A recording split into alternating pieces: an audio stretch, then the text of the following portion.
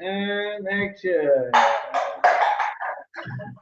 Halo, selamat malam semuanya. Selamat datang di Doremi Show. Doremi Show bersama Doni. Ada Doni di sini, Donya, ada Ruby Herman, dan juga Mi Mario. Kalau saya malam ini khusus bareng asisten nih di belakang. Asik. Ada 2 asisten. Mario, hari ini kita ngapain nih, Pak? Ya, itu kan karena kan di COVID ini kan pasti ada yang secara usaha kan ada yang terdampak. Maka dari itu kemarin kebijakan dari Pak D. Jokowi ada namanya relaksasi kredit. Nah, tapi perkembangannya sudah hampir 2 minggu ya himbauannya keluar, tapi banyak masyarakat yang masih bingung. Oleh karena itu kita undang sekarang praktisinya langsung di industri. Bro Mario, sebentar. Relaksasi kredit ini maksudnya relaksasi di tempat massage begitu ya? Massage yang bisa dibayar kredit. Kalau lu yang ngomong, gue agak-agak gimana gitu. Coba Bro Ruby klarifikasi dulu nih maksudnya Bro Mario ini. Ini tadi massage yang bisa dibayar kredit. Oh, gitu. Bro, kan tutup itu soalnya itu tempat. Oh, ditutup. Tahu aja berarti lu kan punya member card kan. Itu cash flow kan berantakan, padahal ruko mesti kredit. Oke. Kalau bank atau leasing lihat tempat, wah cash flow-nya bagus karena cash basis. Makanya daripada halu. Malam ini kan spesial banget nih, kita bicara relaksasi kredit. Coba dijelaskan dulu maksudnya apa sama siapa yang akan hadir malam ini. Yang mau hadir malam ini Hendra Puah. Kita kalau mau narasumber bukan kaleng-kaleng. Kalau kita mesti langsung tanya si tukang kreditnya. Langsung ya, ahlinya ya. Langsung. Bukan tukang relaksasinya kan? Kredit ya. Nanti kita itu. Doremi Show undercover. Oke, siap. Coba ini dulu dong, di introduce dulu dong. Nah, Bro Hendra Puah ini sudah lebih dari 15 tahun ya di multi finance industry, terus juga gelarnya banyak lah untuk ngomongin keuangan juga, terus juga udah malang melintang lah di multi finance, salah satu senior saya juga. Nah, itu mesti update sama yang memang masih ada di industri sekarang, Bro Doni, gitu. Jadi title-nya juga banyak nih, Bro. Wow, banyak, apa aja Bro Ruby? Ada Eskom, MM, CFT, Certified Financial Planner ya? Iya. CNLT, CPS. Mantap. Terus dia adalah BUSDEV ya, manager Business Development ya. Change Finance. Kemudian juga professional sales and marketing. Tadi Bro Mario juga bilang 12 tahun in multi finance industry. Punya pengalaman di Orix, Verena, Change Finance. Lulusan dari S1 Sistem Informasi UPH. S2 dari Manajemen Marketing UPH. Nah, kemudian juga penulis buku 100 Billionaire Mindset.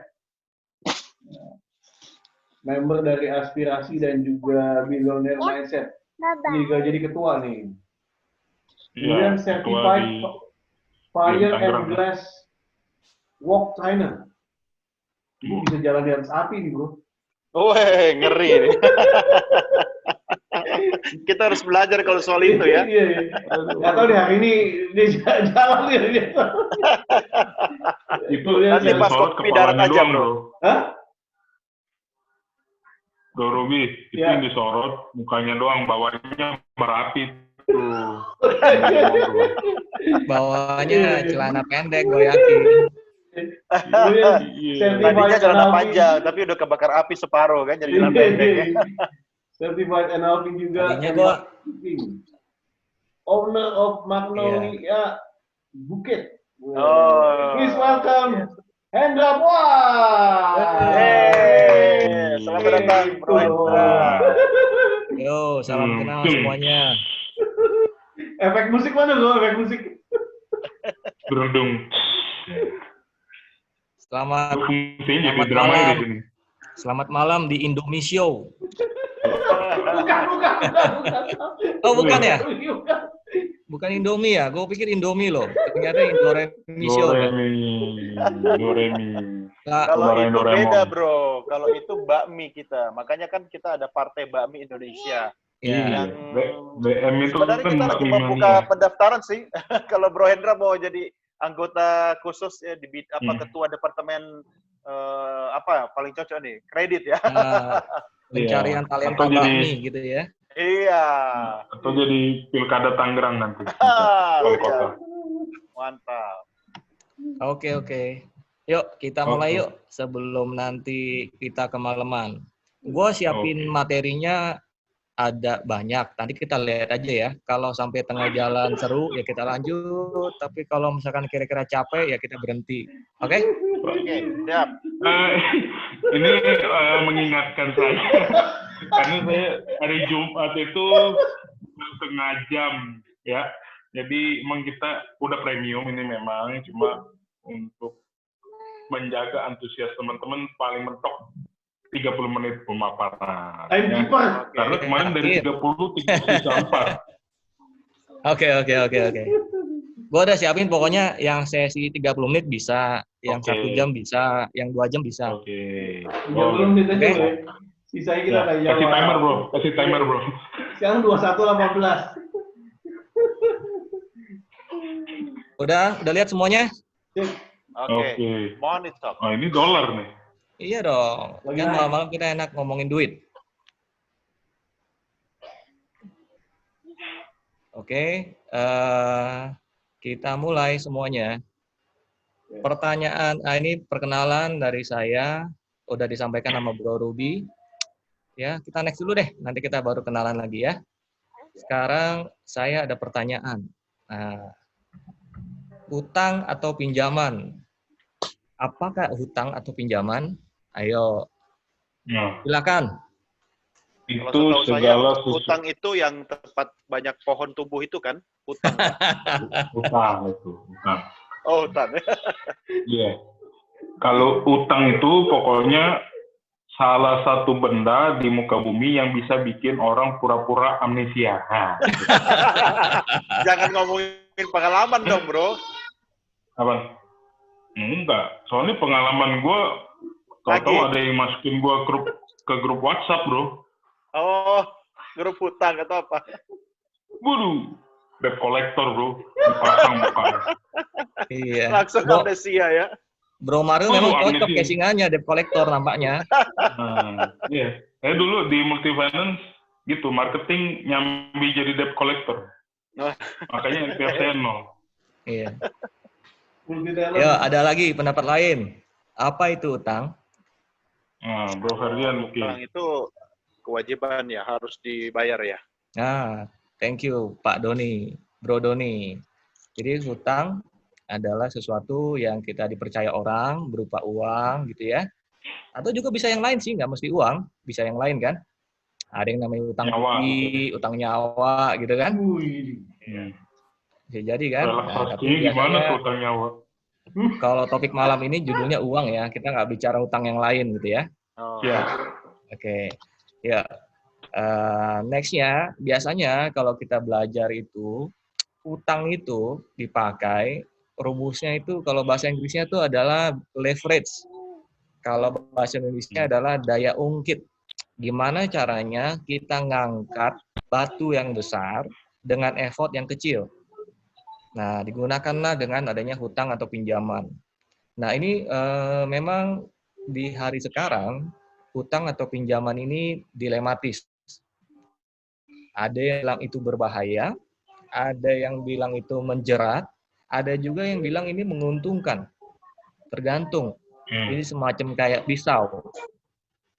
Pisau lu mau pakai buat bunuh orang bisa, ini bisa pakai buat potong daging bisa, ini juga buat masak juga bisa. Tergantung sudut pandangnya yang mana.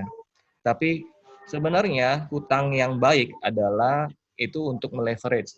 Contohnya misalkan mungkin Bro Robi jualan rumah. Kalau banyakan mana orang yang mau beli orang kekuatan uang yang bayar cash dibandingkan bayar dengan DP doang, tentu aja populasi paling banyak adalah orang yang bayar DP saja. Gimana caranya dengan DP serendah-rendahnya, dengan cara bayar semudah-mudahnya, bisa membeli properti yang miliar-miliaran dengan cara hutang pinjaman KPR. Contohnya begitu ya. Jadi kalau mau kumpulin uangnya, sampai duit kekumpul, baru boleh beli, ya sah-sah aja. Tapi ada yang namanya hutang atau pinjaman. Dan biasanya kalau orang-orang yang kaya, orang-orang yang multi-bilioner, dia bukan berarti dia nggak ada uang. Dia sengaja pakai duit orang, pakai buat investasi, menghasilkan uang buat diri dia sendiri. Jadi serta-merta hutang itu identik dengan orang yang kere, orang yang nggak punya uang. Nggak juga seperti itu.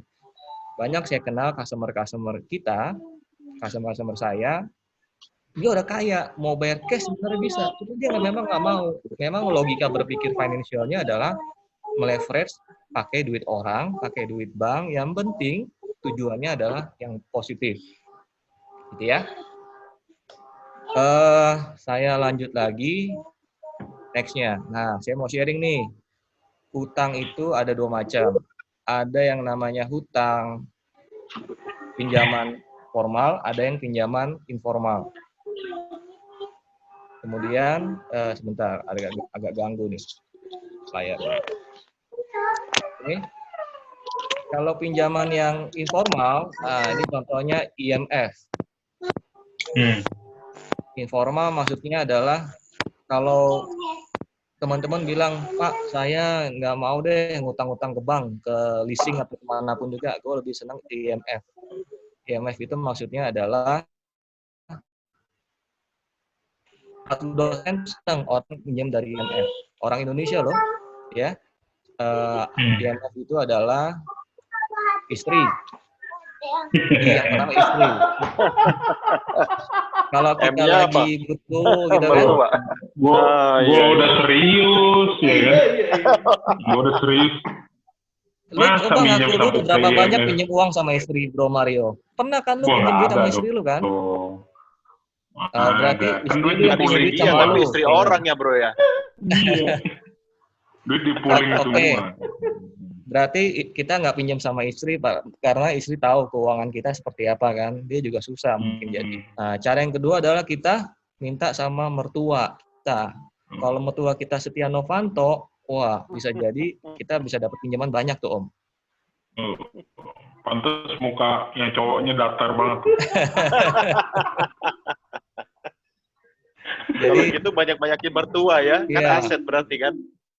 Kalau cara menjadi orang kaya, cara menjadi orang kaya yang cepat adalah nikahilah istri anak orang kaya dan carilah orang kaya.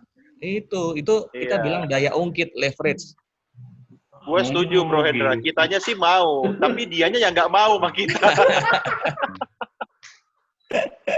Kebanyakan nonton Indosiar nih berarti ya. Oke, terus next-nya, jadi IMF itu bisa istri, suami, mertua, family. Kebanyakan tuh kita kan orang timur ya. Kalau orang lagi susah, kebanyakan kita pinjam teman, pinjam tetangga dulu, gitu kan? Nggak mau ke bank dulu karena bisa jadi dia dokumennya nggak lengkap dan segala macam. Itu 42% nyata itu ada kok.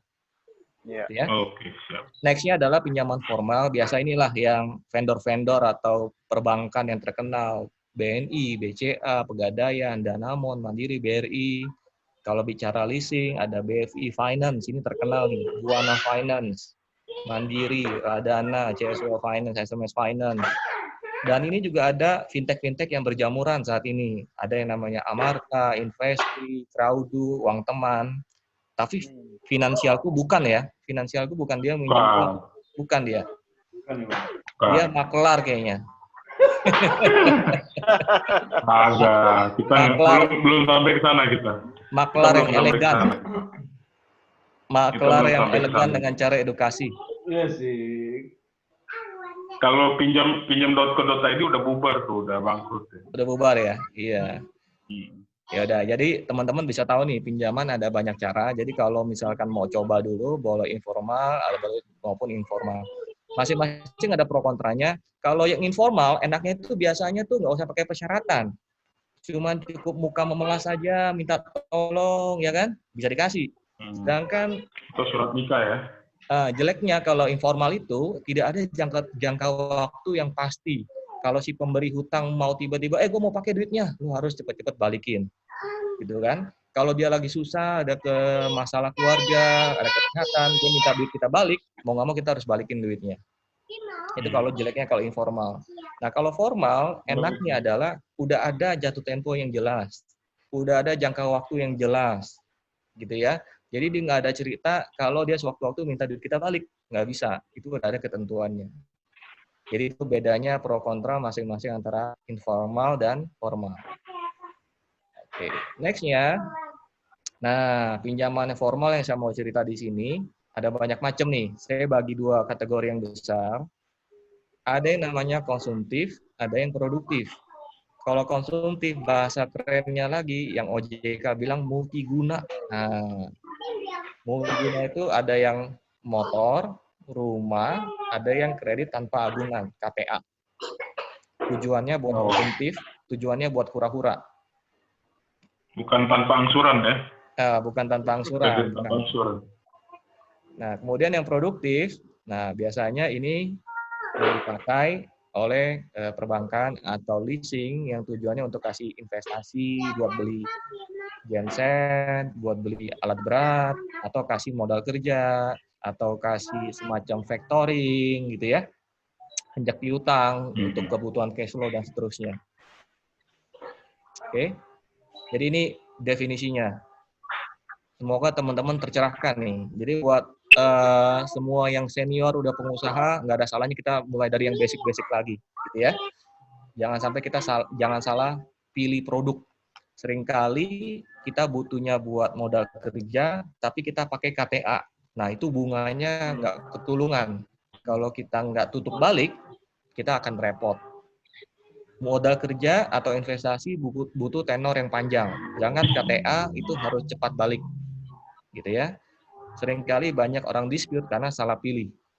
Apalagi yang pinjaman online, nah itu lebih sadis lagi tuh.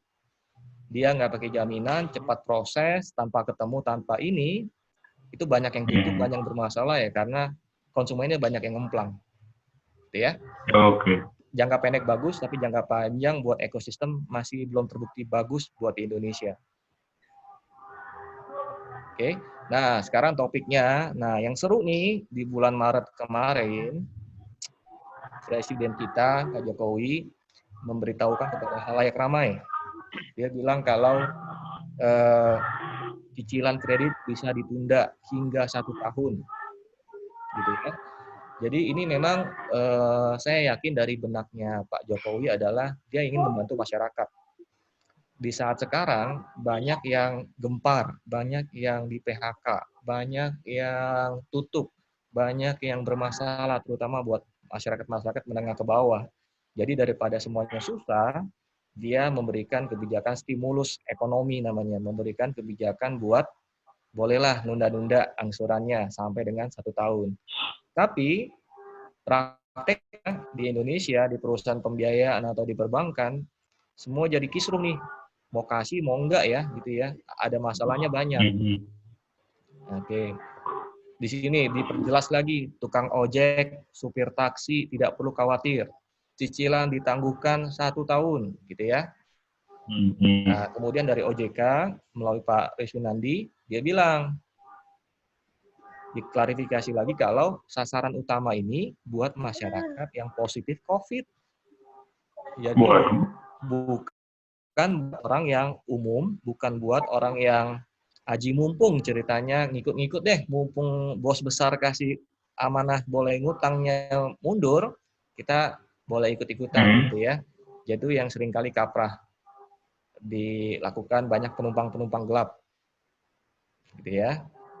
Nah, jadi ditunda lagi nih, diperjelas lagi terkait keluhan ini bisa dilakukan dengan penurunan cicilan, penurunan bunga kredit, dan seterusnya ditujukan buat usaha mikro kecil, tukang ojek, supir taksi, dan nelayan. Jadi ini udah jelas ditujukan buat benar-benar orang yang tidak mampu buat orang-orang yang benar-benar membutuhkan.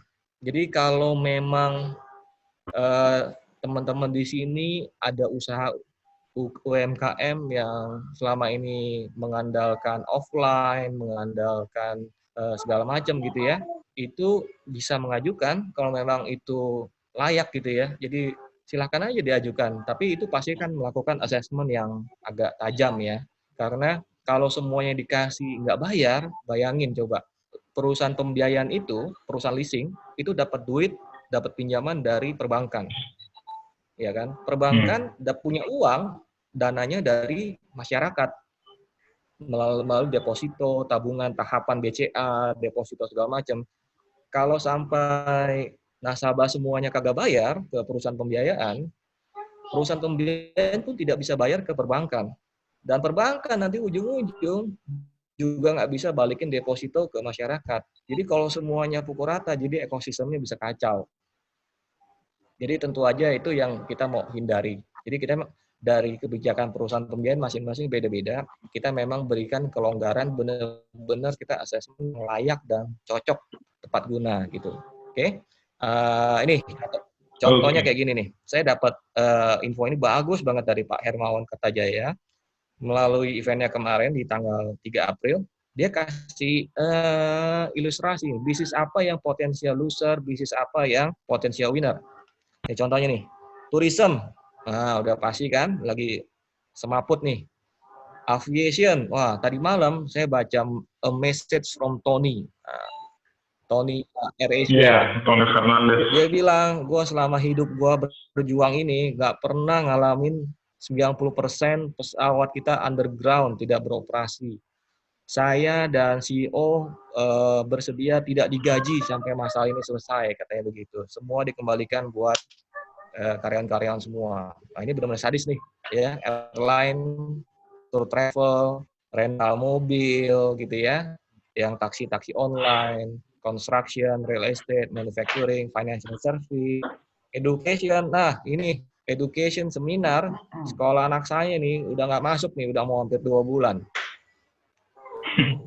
Kemudian bisnis training, teman-teman saya banyak yang motivator lah, training segala macam. Mau ketemu aja udah pada ngeri sekarang. Nggak mau ketemu-temu lagi. Sekarang semua pakai Zoom, pakai Google Meet, pakai Microsoft Teams.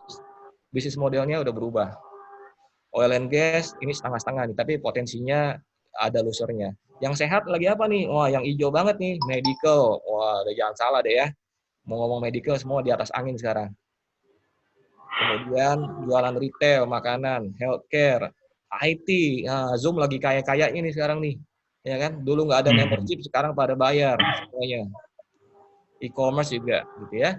Jadi memang kita berikan buat teman-teman yang lagi suffer nih, yang potensial loser.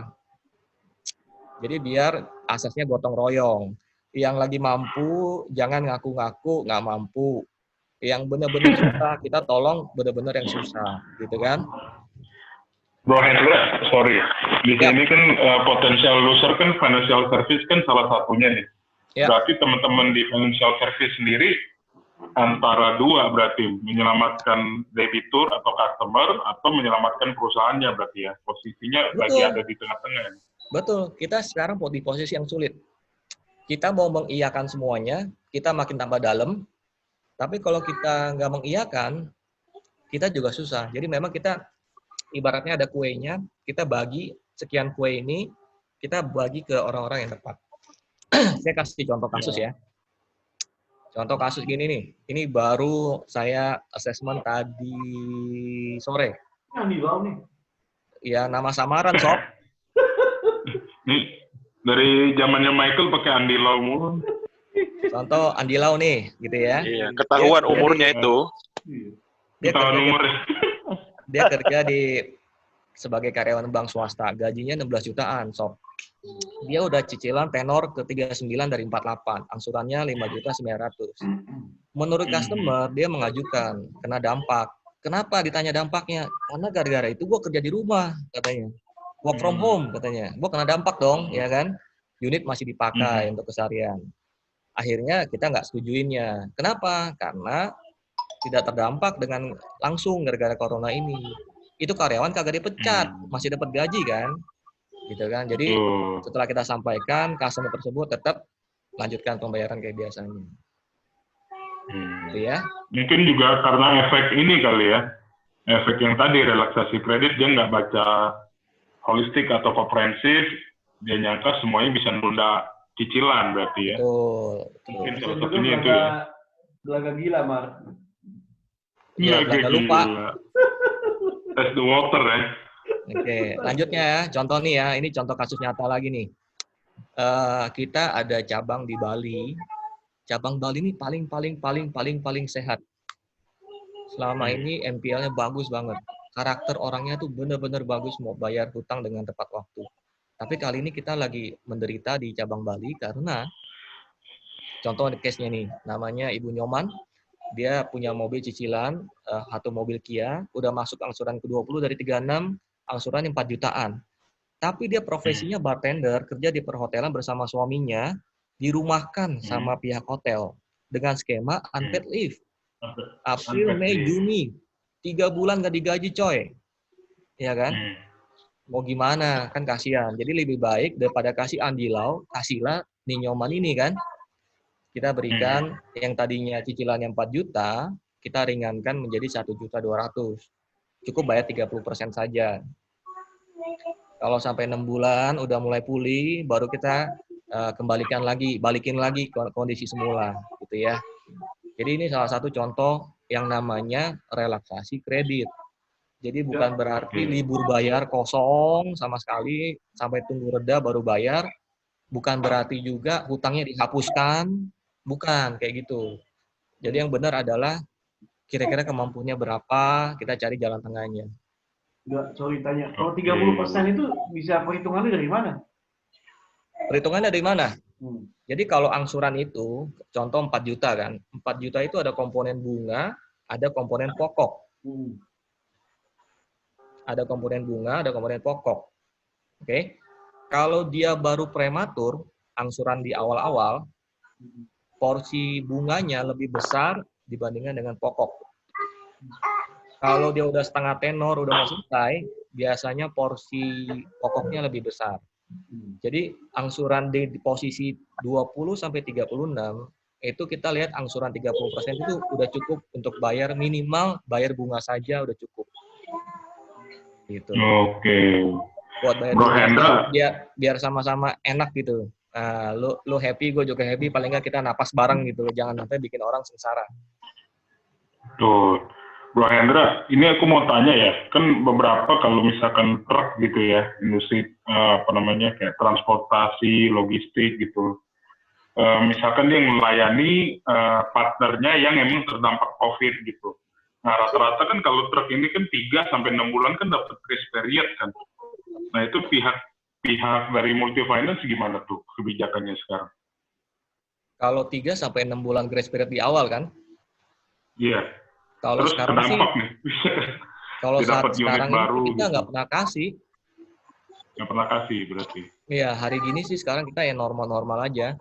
Tapi kalau memang itu udah grace period, ya udah mau gimana lagi? Udah nggak bayar ya, masa lu nggak mau bayar lagi? Ya, kelewatan kan? Iya.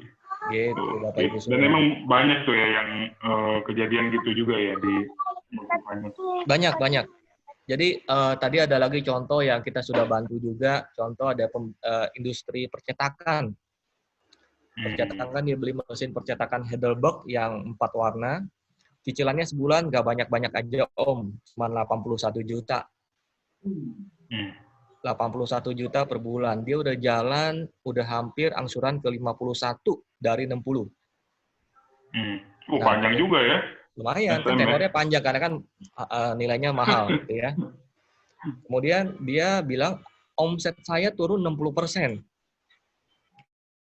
Karena yang biasa ngambil itu event organizer, IO yang sekarang exhibition semua dipending. Nah, sekolah-sekolah semua segala macam percetakan ditunda. Ya mau nggak mau kita bantu. Nah, customer yang bantu juga kita pilih-pilih customer yang selama ini pembayarannya lancar. Nah, ini juga penting nih. Jadi yang layak diberikan adalah orang-orang yang bukan yang selama ini nunggak, yang selama ini lancar. Jadi yang kita tahu dia udah etikat baik, selama ini bagus bayarnya, kita juga harus bantu dia balik. Jadi yang tadinya 80 juta, dia cukup bayar 25 juta dulu, dengan sekian berapa bulan, nanti kita baru restruktur lagi. Gitu ya. Itu salah satu keringanan-keringanan yang namanya relaksasi kredit. Oke, siap. Yuk, sebelum lanjut, ada pertanyaan kah? Silakan. Pertanyaan Pak Hendra. Tadi kan Pak Hendra ngobrol juga, Bro, bahwa banyak juga orang kaya sebenarnya dia punya uang, tapi kan dia pakai uang buat pinjam uang gitu kan. Nah, itu juga berarti kan bisa dicek juga, Bro. Kenapa? Kan berarti banyak kenapa, juga, Bro Ruby? Ya berarti sebenarnya bisa dicek juga. Mungkin bisnisnya keganggu, tapi kan cash uang dia ada juga gitu. Betul. Jadi contoh ya, kalau yang pengajuan itu kita asesmennya kita BI checking lagi, kita slick ulang lagi. Kita lihat di hutang di tempat lain seperti apa, reputasi di tempat lain gimana, dan kita minta rekeningnya lagi 3 bulan lagi. Jadi kita analisa ulang lagi kayak awal. Jadi kalau memang kita lihat kapasitasnya masih layak, dia punya saldo kas yang lebih, dia bisnis lain masih ada, ya kita terus terang kita bilang kita nggak bisa. Kita memang bantu buat contoh-contoh yang kasus-kasus yang seperti Ibu Nyoman ini diberikan kepada orang-orang yang tepat. Oke. Bro, berarti kalau udah bayarnya kayak gini nggak muncul kayak call 1, call 2, call 3 enggak ya? Enggak. Jadi kalau udah dilakukan seperti ini, nanti statusnya lancar. Yang penting setelah dikasih 1.200.000, dia harus bayar. Jangan nunggak gitu. Oke, good. Thank you ya pertanyaannya. Ada lagi pertanyaan lainnya? Berarti memang ini sifatnya, Bro Hendra, memang sifatnya kalau misalkan si customer-nya nggak ngajuin, berarti nggak dikasih relaksasi ya, berarti ya. Sifatnya pengajuan dari si customer. Betul, jadi ini sifatnya itu adalah aktif dari konsumennya dulu. Konsumen yang mengajukan. Jadi saya sharing ya di sini ada contohnya sebentar ya. Contohnya di sini. Bentar ya.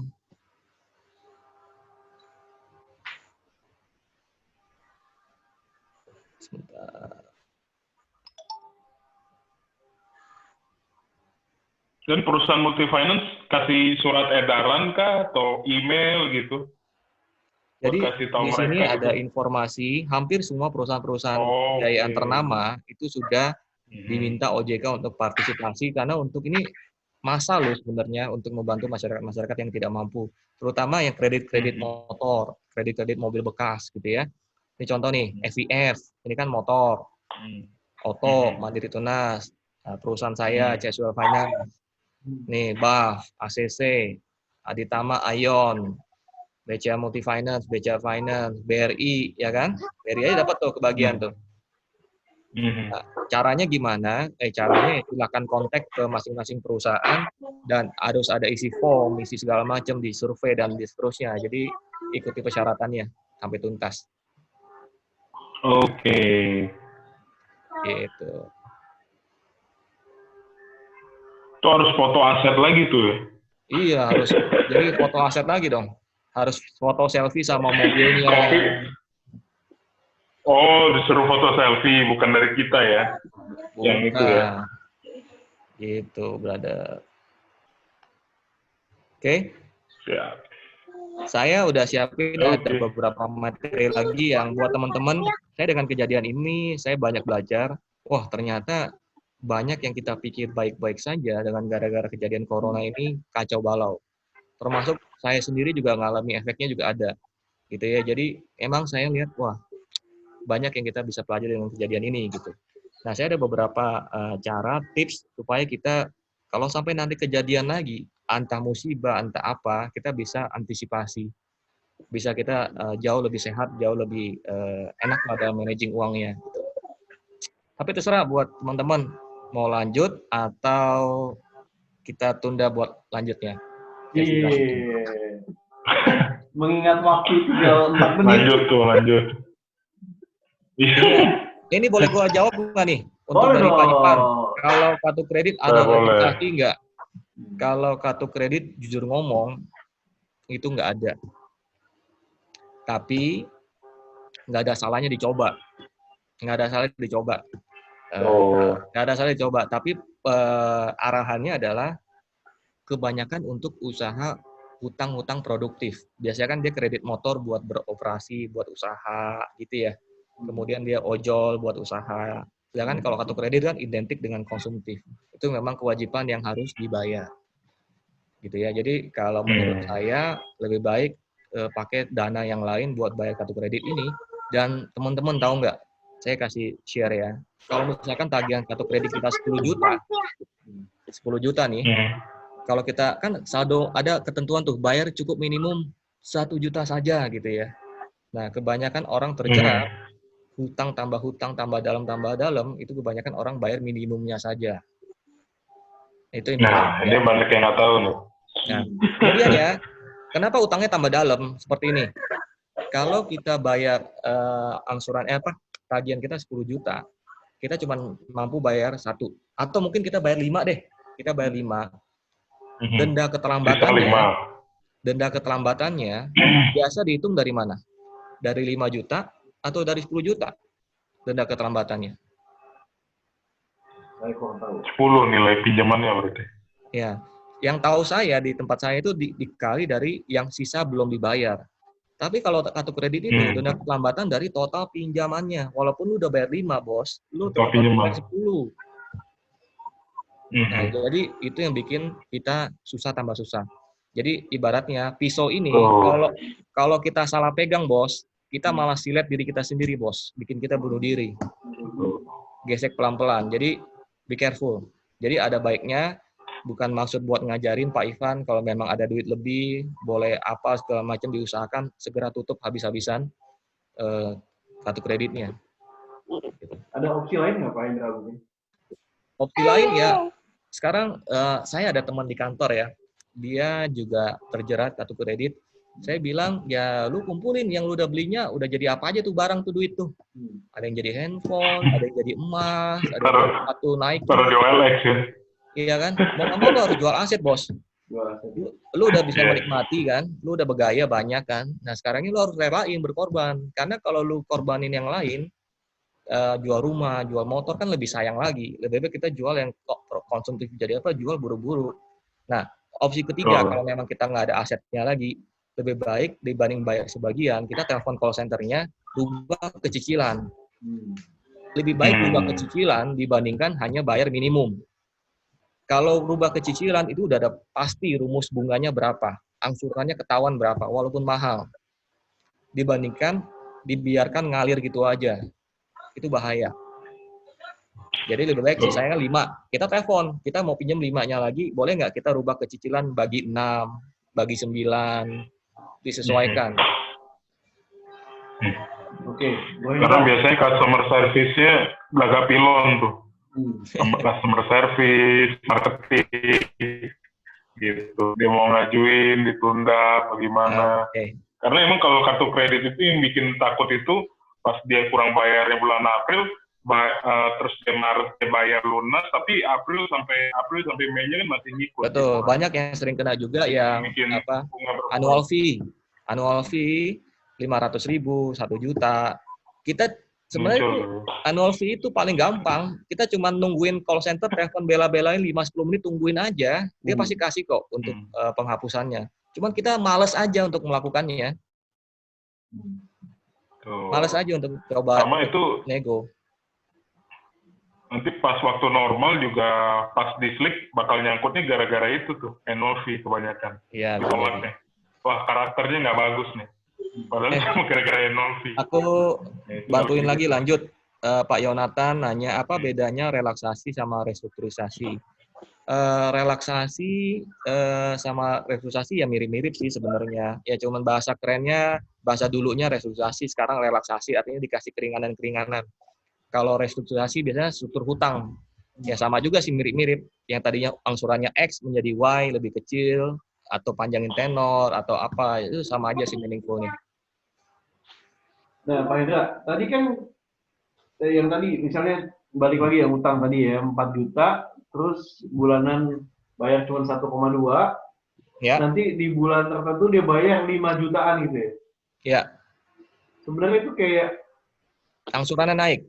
angsurannya naik ya. Nah, Nutupin tapi kalau yang belum nih. ditotalin bro, kalau di tempat saya kebijakannya adalah, misalkan tadi kan cicilan 4 juta. Kalau normalnya kan dikali 36 kali. Anggaplah 4 juta kali 36, ketemu angka 120 juta, gitu ya. Nah, dengan adanya kita turunin jadi 1,2, selisih 3 jutanya itu kekurangannya, kan 3 bulan. 3 kali 3, 9, itu dibagi rata di belakang. Jadi kenaikannya itu gara-gara dia kasbon sama kita. Jadi kalau ditotalin, total angsuran tuh sama aja. Jadi bukan karena gua curang, total angsurannya dimahalin, ya nggak juga. Gitu. Jadi Pertanyaan berikutnya Bro Hendra. Ya. Kalau misalkan dia udah ngajuin, udah scheduling, kan karena ini kan corona nggak ada yang tahu kan sampai kapan kan Ya. berdampaknya di Indonesia kan. Misalkan andai kata udah restruktur 6 bulan, hitung bulan April sampai bulan Oktober, ternyata Oktobernya masih belum bisa perform nih dari sisi bisnisnya ataupun penanganan COVID-nya. Nah itu diperbolehkan nggak dia ngajuin ulang? Atau kebijakannya dari perusahaan ada maksimumnya nggak pakai schedule atau restruktur? Kalau saat ini ketentuannya adalah hanya boleh 1 kali restruktur. Kalau yang kedua kali udah nggak boleh, dia tetap harus bayar. Jadi kalau di awal ini benar-benar manfaatkan, boleh coba. Kalau memang dikasih 3 bulan, ya udah ambil. Tapi kalau memang kira-kira nggak bisa dapet, ya coba dinego 4, 5 bulan sampai 6 bulan. Kita ambil dulu 6 bulan. Tapi gue yakin pasti rebound lah bos. Masa sampai Oktober kagak balik? Lo kayaknya mesti dicuci otak kayaknya. Enggak. Bikin orang susah semua. Banyakan makan Indomie kayaknya lo. Dia kebanyakan nonton film zombie. Enggak gini. Kan kalau di industri keuangan itu kan banyak yang orang-orang oportunis kan. Secara cash flow bagus. Cuma kan kayak submit rekening koran. Dia masukin beberapa. Nah pas posisi krisis ya sebenarnya bisa take opportunity juga dia. Nah itu bahasanya. Jadi takutnya kan secara slick, misalkan nggak ke cover, apalagi pinjol kan belum masuk ke slick kan, sampai sekarang kan. Ya, slick itu kayak backing. Nah, betul, backing. Nah untuk fintech sendiri kan sebenarnya juga belum terkoneksi sama slick. Nah ini jangan sampai banyak orang yang memanfaatkan dia udah sebenarnya udah bridging modal kerja di fintech, terus dia ngajuin relaksasi di multifinance atau bank. Itu Ya, yang sebenarnya bikin industri keuangan bisa deg-degan juga sih. Lihatnya dia diminta relaksasi 3 bulan, 6 bulan di multifinance atau banking, padahal dia udah punya dapat modal tuh dari fintech. Nah, sebenarnya ini tips nakal sih kalau untuk pengusaha gitu. Tapi sekarang untuk ke fintech ya, lu minta approval gue yakin sangat-sangat susah saat ini. Satu sisi sih kalau dari trennya sih malah dia nyari lender. Iya, tapi nggak ada yang kasih uang, bos. Terima terus. Iya, betul. Yang mau ngutang mah banyak. Ada lagi pertanyaan? Bu Hendra, ini multifinance juga melayani properti juga sih, Bro?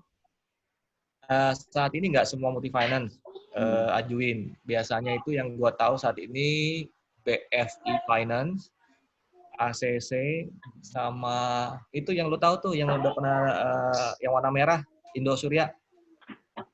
Nah, Indosurya Finance. Kita bahas topik yang lain. Robi. Indosurya. Nanti nanyain lah. Ada juga sih. Dari finance juga ada, Bro Robi. Ada ya?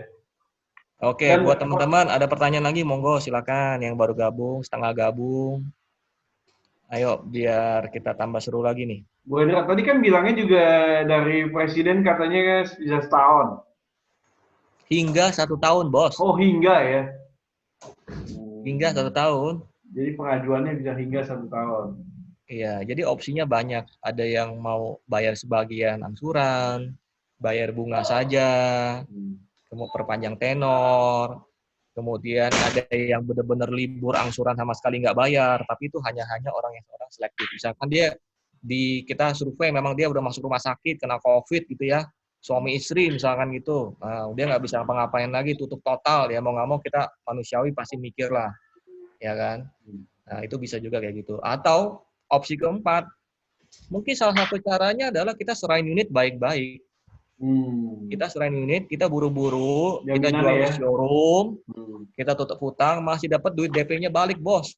Dibanding kita ditarik sama debt collector Mario. Kalau ditarik debt collector itu biasanya udah galak, udah kasar, mobilnya ditarik, gitu kan? Utangnya nggak beres, DP kita angus, ya kan? Panjang tuh ceritanya. Jadi salah satu cara dengan adanya ini ya kita jual aset kita tutup hutang, itu salah satu cara yang bagus menurut gua. Jadi kita udah pernah dapat mobil, kita udah pernah nikmati mobil. Kalau kita lagi susah ya mau nggak mau kita harus rela berkorban. Someday kita pasti dapat rezeki, kita bisa beli mobil lagi. Oke, daripada aset-aset produktif lain kejual seperti rumah gitu ya. Selamat malam Om Doni, tampaknya serius sekali. Apakah Anda sedang lagi makan durian deh, lagi nungguin durian. Sedang menyimak. Tapi saya lebih tertarik, Bro Hendra, sebenarnya bagaimana dampaknya bagi perusahaan pembiayaan itu sendiri. Sebab sebenarnya kalau banyak customer kan sebenarnya kan banyak keuntungan bagi corporate kan. Nah, kalau dalam kondisi seperti ini, hitungannya bagaimana dong bagi perusahaan-perusahaan pembiayaan? Perusahaan pembiayaan diprediksikan stress test namanya tuh. Stress test itu kita asumsi kalau penjualan kita kasih kredit nggak bisa banyak, kemudian banyak yang nunggak, saya yakin banyak yang suffer gara-gara ini.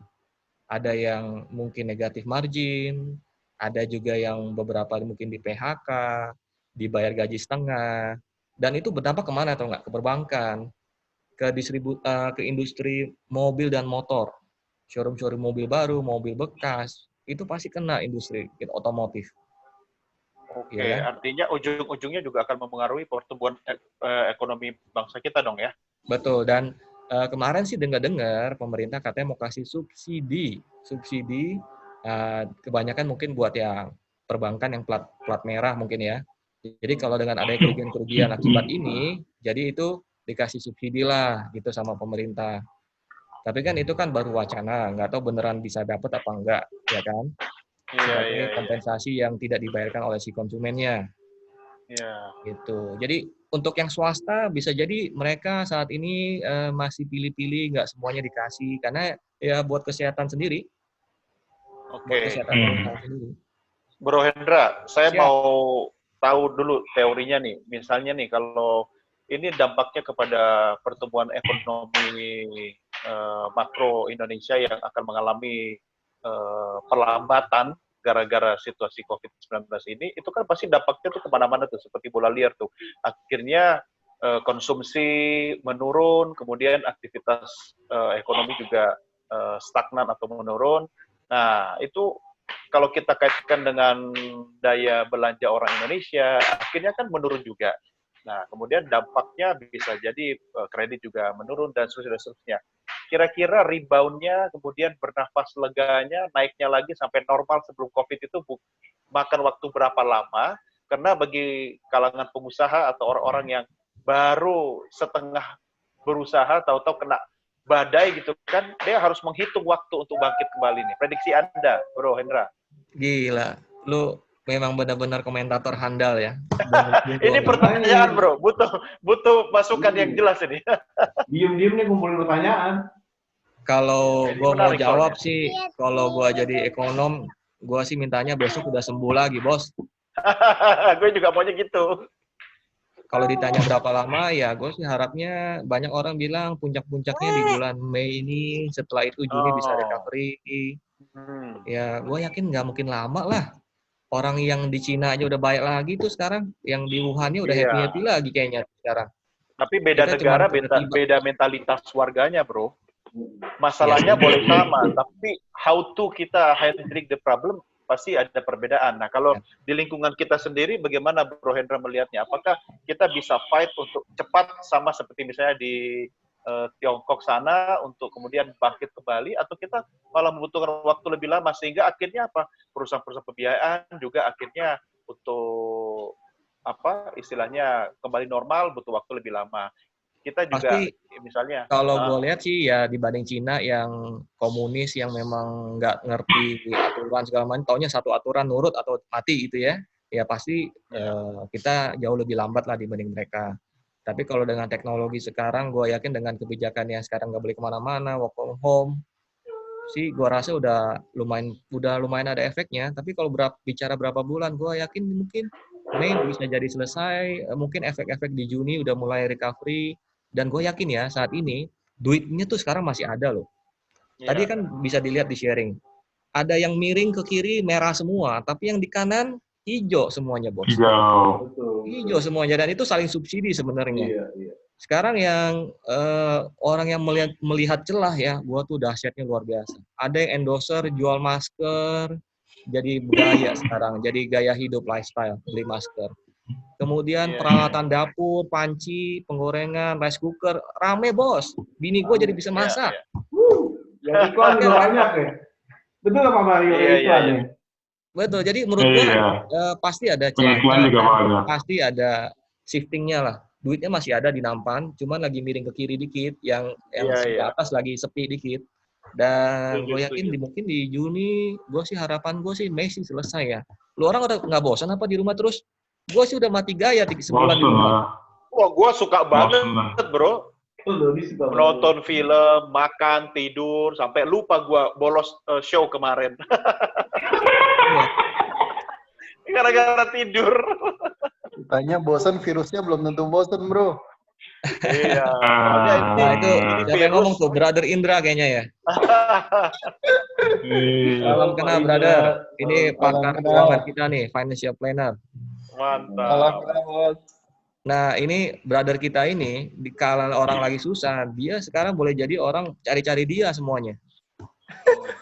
Dicarinya kenapa, Di? Wah, nanti sesi dia boleh undang narasumber. Pentingnya dia terhadap ekosistem pandemi corona itu luar biasa. Dulu mungkin effortnya 10%. Dulu effortnya 100%, gara-gara sekarang mungkin 10% orang pada cari semuanya. Oh. Iya. Dan gue yakin pasti ada yang happy dengan kejadian ini, ada yang dapat berkat banyak dari kejadian ini. Dan buat yang ketiban suwe nih, jangan istilahnya jangan hanya berkeluh kesah gitu ya. Gue juga introspeksi, berarti gue kena gampar nih gara-gara ini. Waduh, berarti gue ada yang salah nih selama ini dalam manajing uang, managing portfolio. Gue terlalu banyak hal-hal yang gue introspeksi. Setuju. Artinya setelah COVID-19 ya, Bro Hendra dan teman-teman lain, kita pasti akan mengalami banyak perubahan terhadap bagaimana cara kita memandang kehidupan kita, cara kita berbisnis, cara kita melakukan aktivitas sosial, termasuk pendidikan ya, kan sudah banyak berubah sekarang. Nah, tapi satu hal nih, kalau menurut pengalaman Bro Hendra, apakah mentalitas bangsa Indonesia bisa mengalami perubahan setelah kena badai COVID-19, khususnya nih, soal kewajiban, soal hak, utang piutang? Oke, nah ini yang menurut gua agak repot di Indonesia. Dengan adanya pengumuman ini, tentu aja gua nggak bilang semuanya, ada yang udah ngerti, ada yang nggak mau ngerti, ada yang belaga pilon, belaga lupa gitu ya. Dia pikir dengan adanya relaksasi ini hutangnya selesai, hutangnya dihapuskan. Nah, itu seringkali salah kaprah. Yang kedua, hutang obatnya adalah dibayar, bukan digemplang. Nggak ada pilihan lain ya? Nggak ada cara lain, bos. Biar termasuk IMF ya? Nah, bayarnya gimana?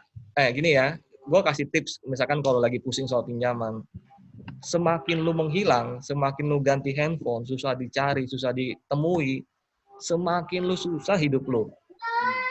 Kalau ada hutang, lebih baik samperin orangnya, samperin kantornya, gitu kan, samperin duduk baik-baik, dan itu di saat sekarang itu yang dicari orang. Itu kalau kita lagi susah, kita fair to fair ngomong, dia kita lagi bangkit, dia pasti ingat kita, bos. Dia pasti bantu kita balik. Betul. Waduh, ini soal integritas ya, bro ya.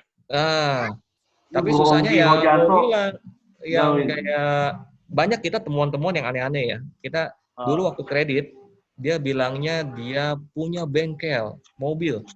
Ternyata dia narik supir online. Kemudian ada yang suami istri, istrinya dokter, kita analisa approval-nya dokter, tapi waktu sekarang dia ngaku-ngaku kena COVID. Gue bilang, dokter kenapa kena COVID? Ternyata yang pakai suaminya adalah online. Nah, itu kan jadi salah kaprah. Jadi waktu surveinya nggak benar, dia nggak jujur, ya salah lu sendiri.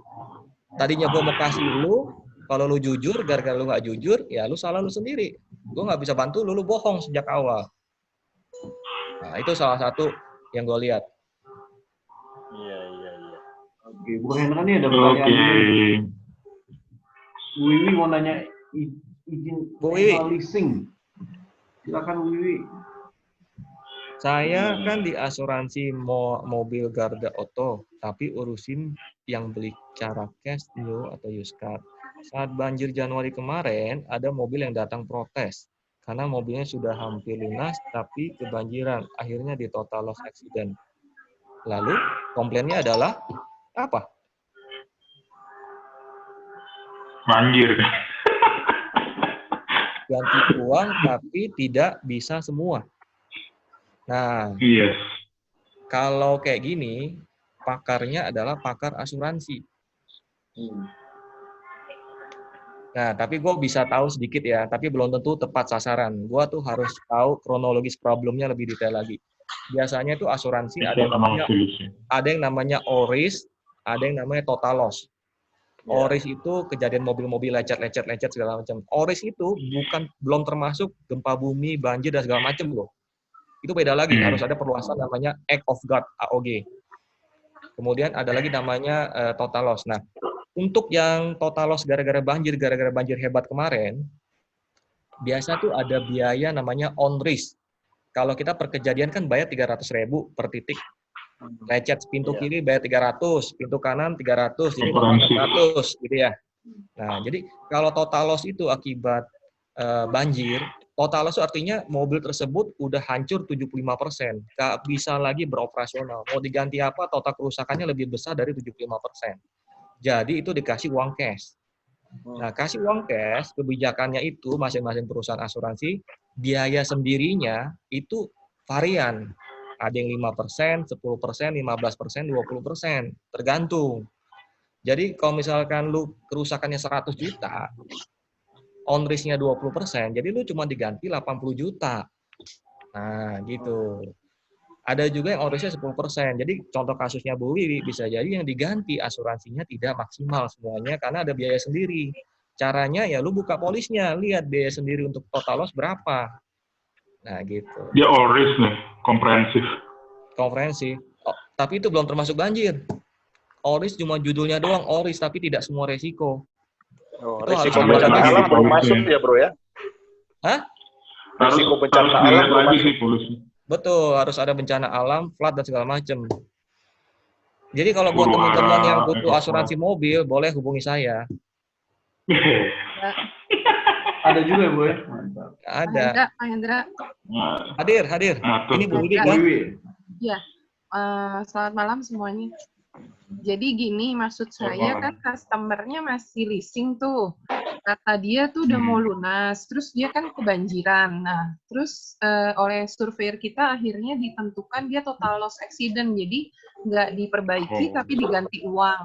Tapi kasusnya masalahnya kan karena dia bukan beli mobil secara cash, masih nyicil, akhirnya dia merasa rugi di total loss accident itu. Nah, saya agak nggak paham penggantiannya biasanya leasing ngegantinya seperti apa ya Pak? Jadi bukan soal owner risk-nya sih, gitu. Tapi karena dia masih sisa berapa bulan lagi, itu nggak akan pokoknya dia merasa rugi aja.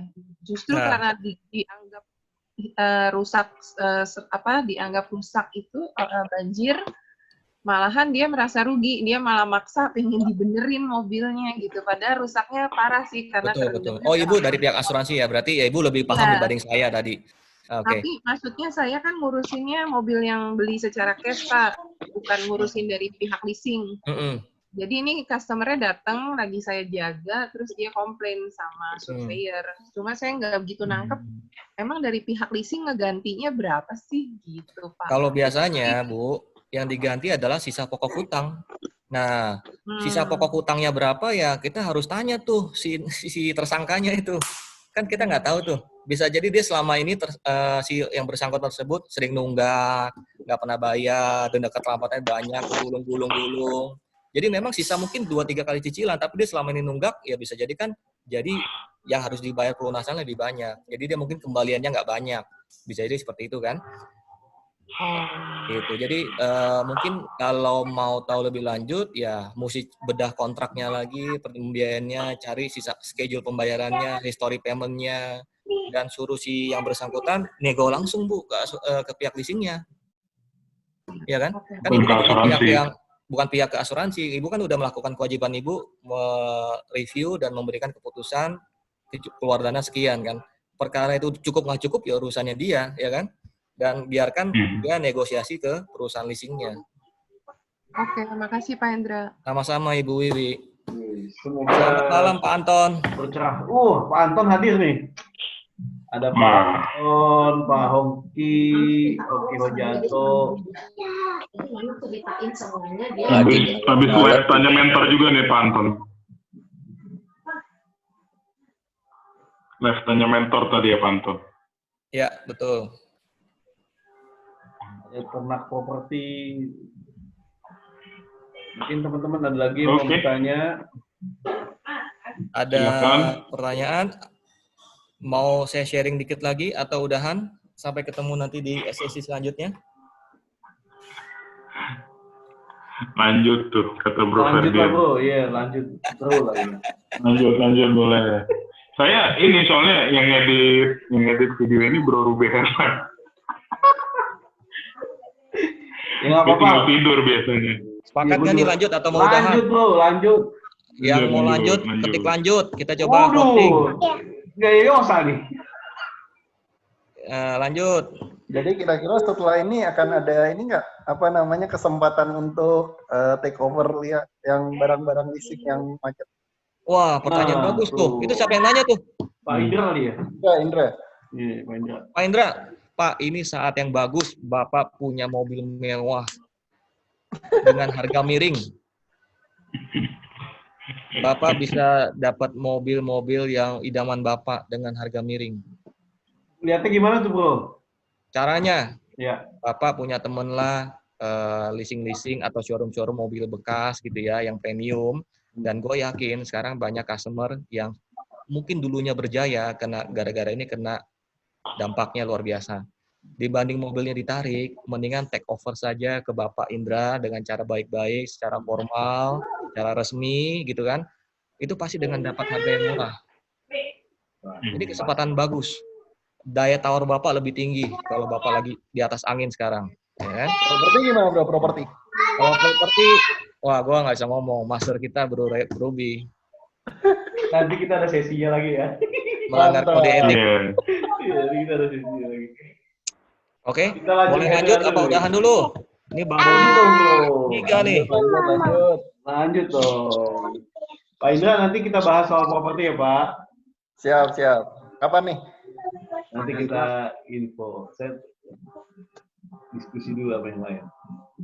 Oke, saya punya tips bagaimana cara mengatasi atau mengelola pinjaman kita. Oke, tapi sebelumnya saya minta izin sebentar nih. Ada titipan dari istri saya. Oh, ini boleh dong.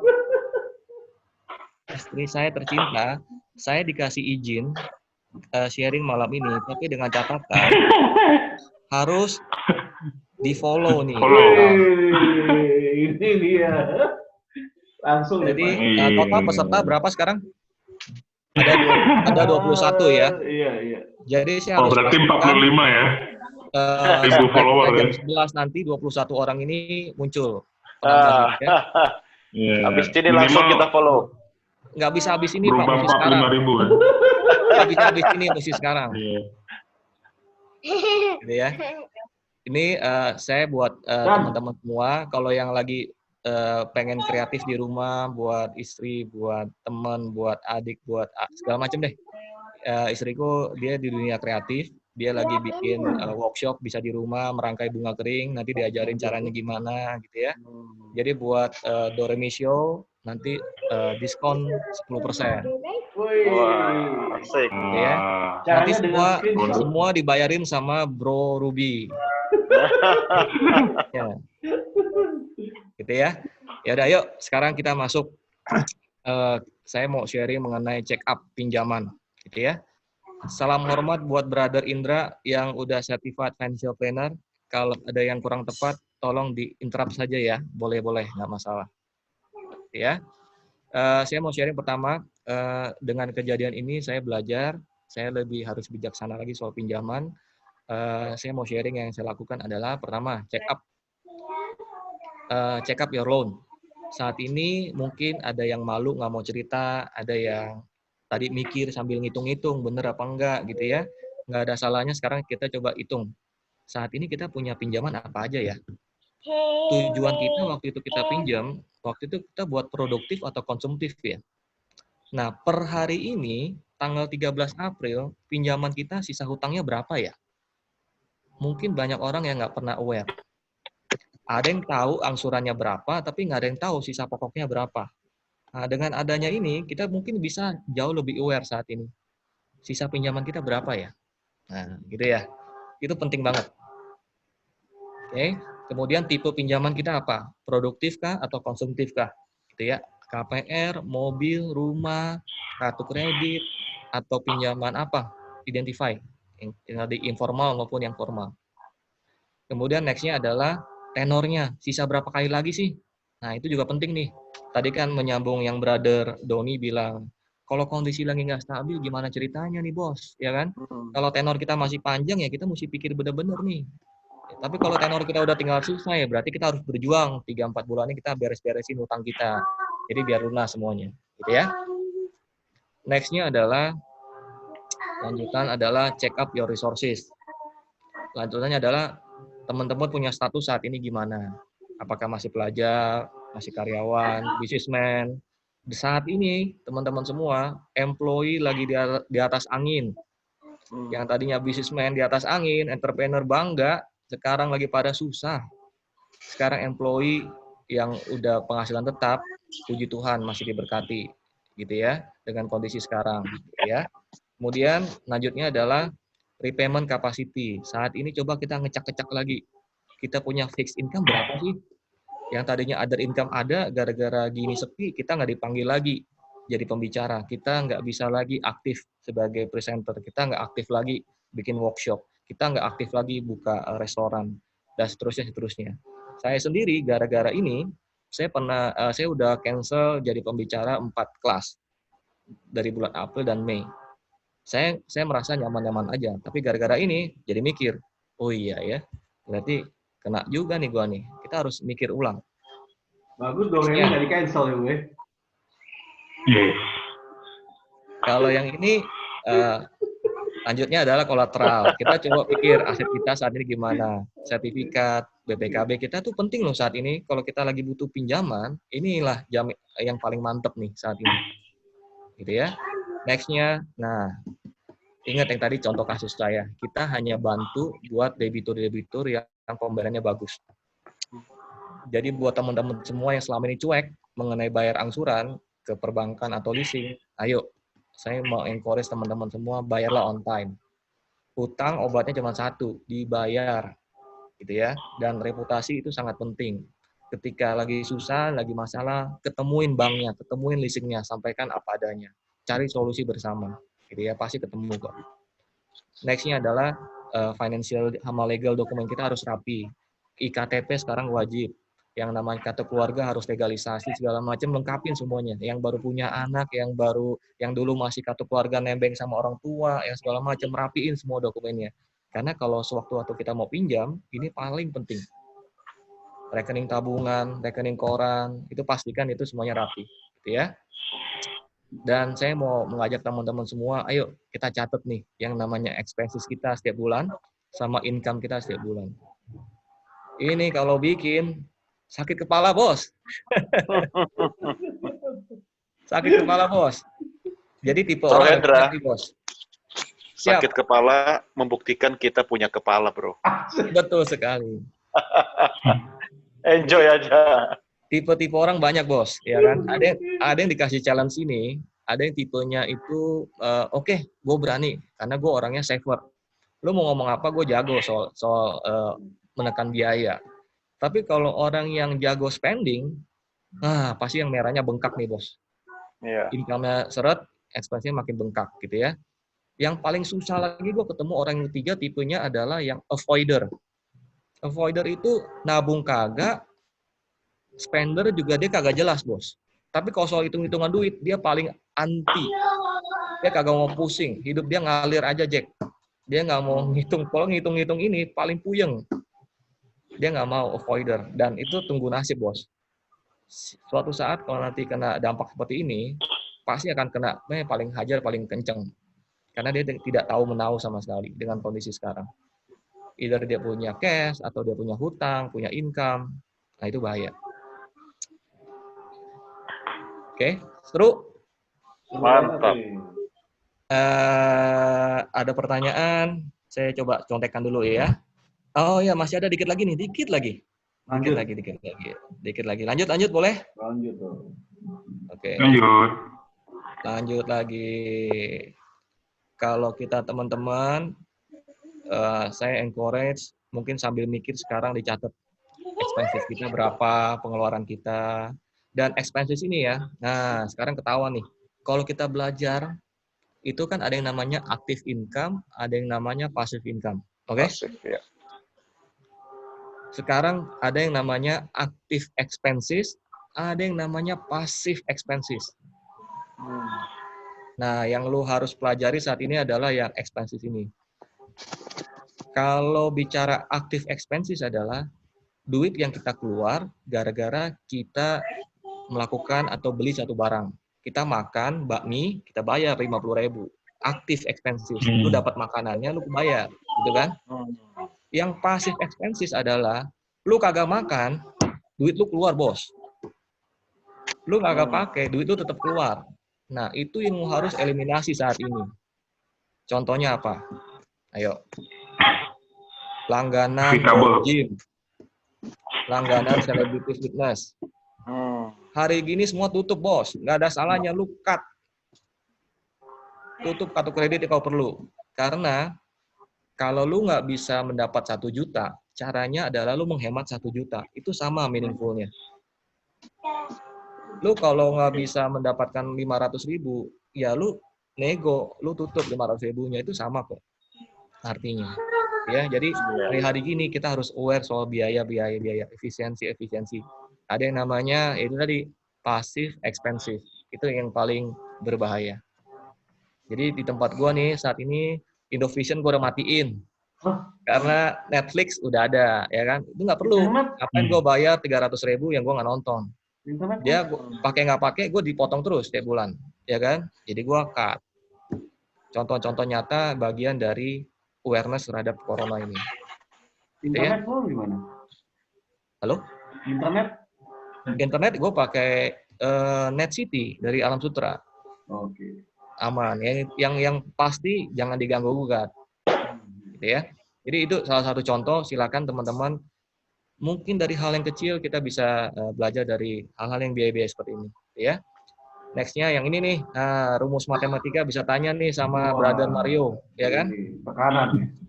Tekanan sama dengan gaya di badan luas.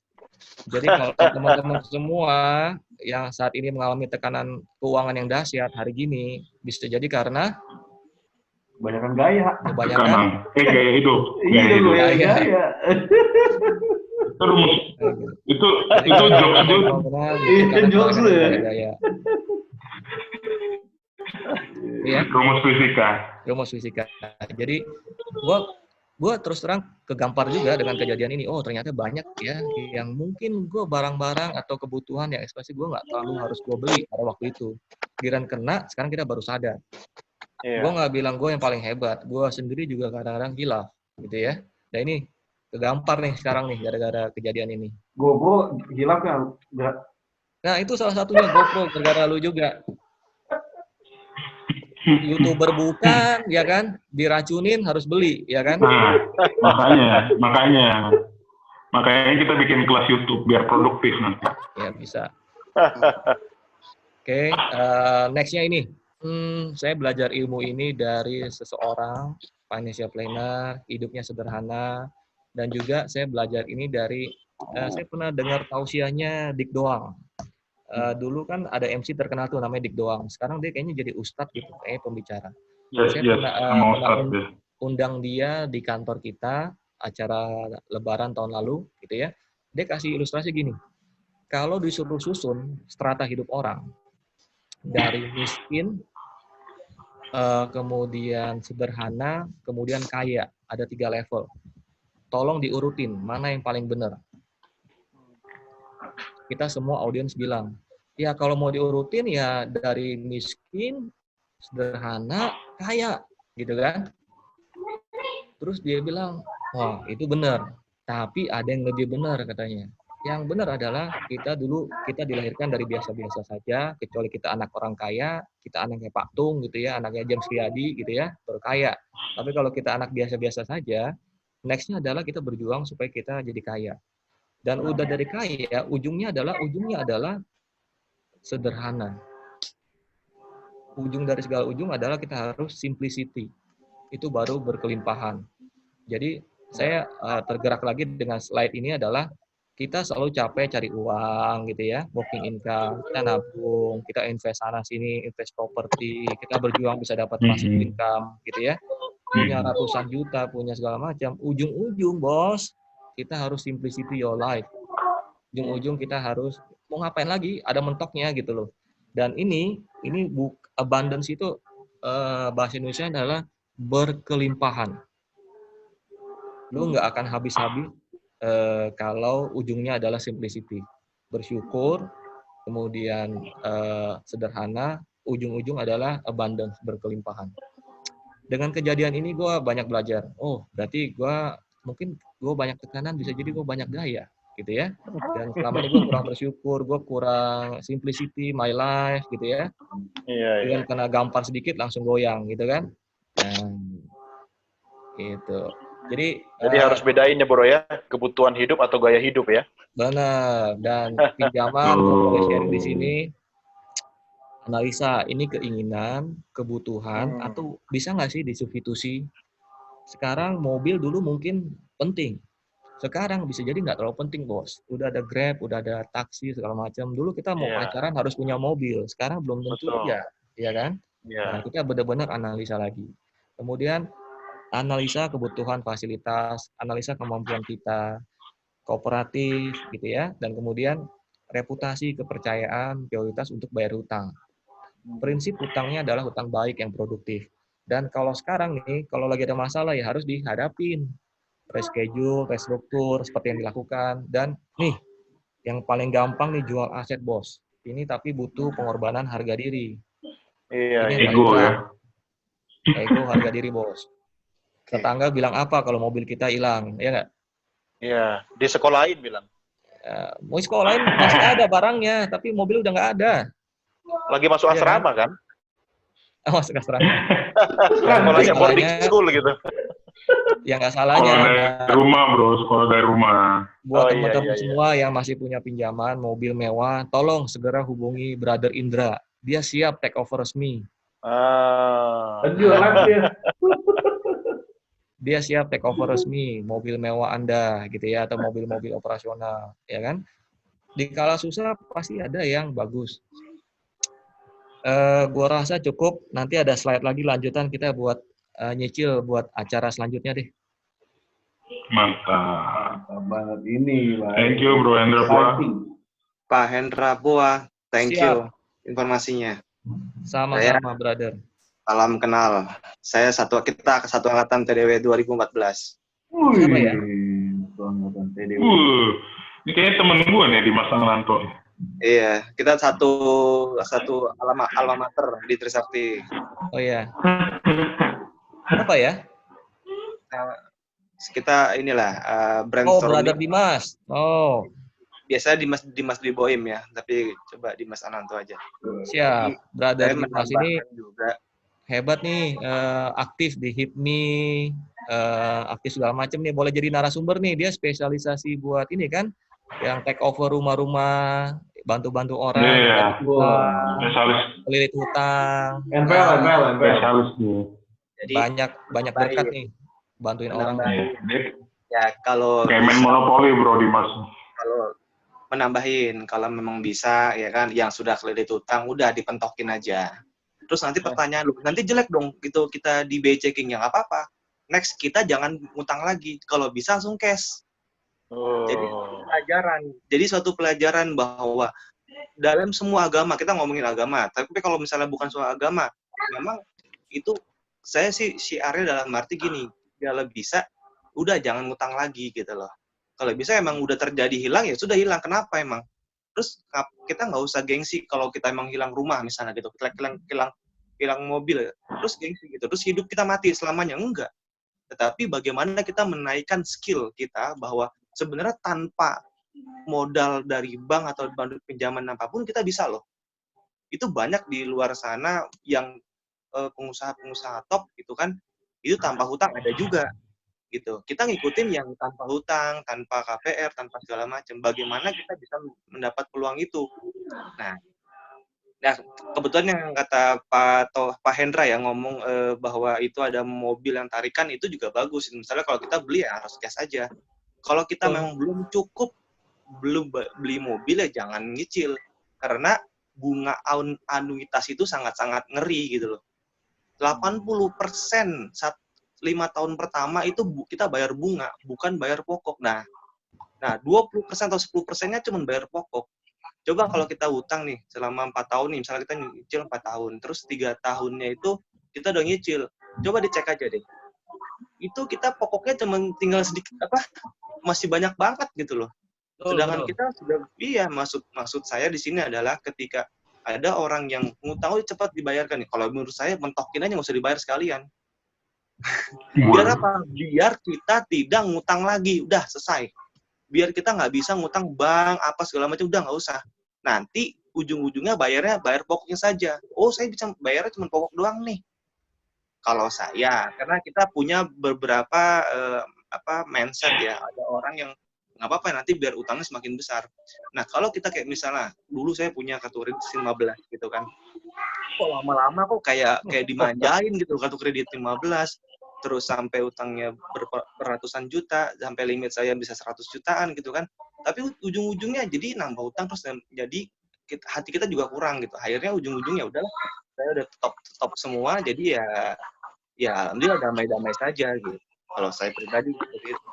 Nah, bagaimana kita berpikir adalah, nah kalau hutang itu yang sudah pasti itu cicilannya. Income belum pasti. Saya bilang pasti, oh saya kan karyawan, pasti. Belum tentu. Buktinya apa sekarang? Banyak juga yang di PHK, akhirnya apa? Income nggak pasti kan. Yang pasti adalah utang. Ketika kita ngutang, bulan depan udah pasti harus bayar. Tetapi kalau income, belum tentu. Jangan bilang 100% akan bisa, kamu nggak bisa. Belum tentu. Pengusaha-pengusaha gagal. Karyawan pun juga nggak menjamin. Kenapa? Banyak karyawan juga yang dirumahkan. Nah, saran saya sih kalau bisa, kalau memang yang udah terlanjur hutang, sebaiknya ya kan, satu memang dicepat dibayar supaya kita nggak jelek nih. Kedua, kalau memang udah kepepet, udah pentokin aja. Agar apa? Kita nggak usah ngutang lagi. Udah gitu. Terus gimana cara bisnis? Ya kita caranya dengan kita bantu kepentingan orang kaya dan kita kerjasama sama orang lain gitu loh. Namanya berpartner. Udah fokus ke situ aja. Kalau fokusnya kita punya mindset berpartner, kita harus menguntungkan orang lain.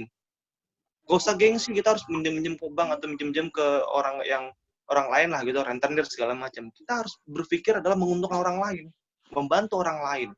Nah, dengan membantu orang lain, orang di luar sana banyak punya duit tapi bingung mau ngapa-ngapain gitu loh. Mau ngapain bingung. Gitu.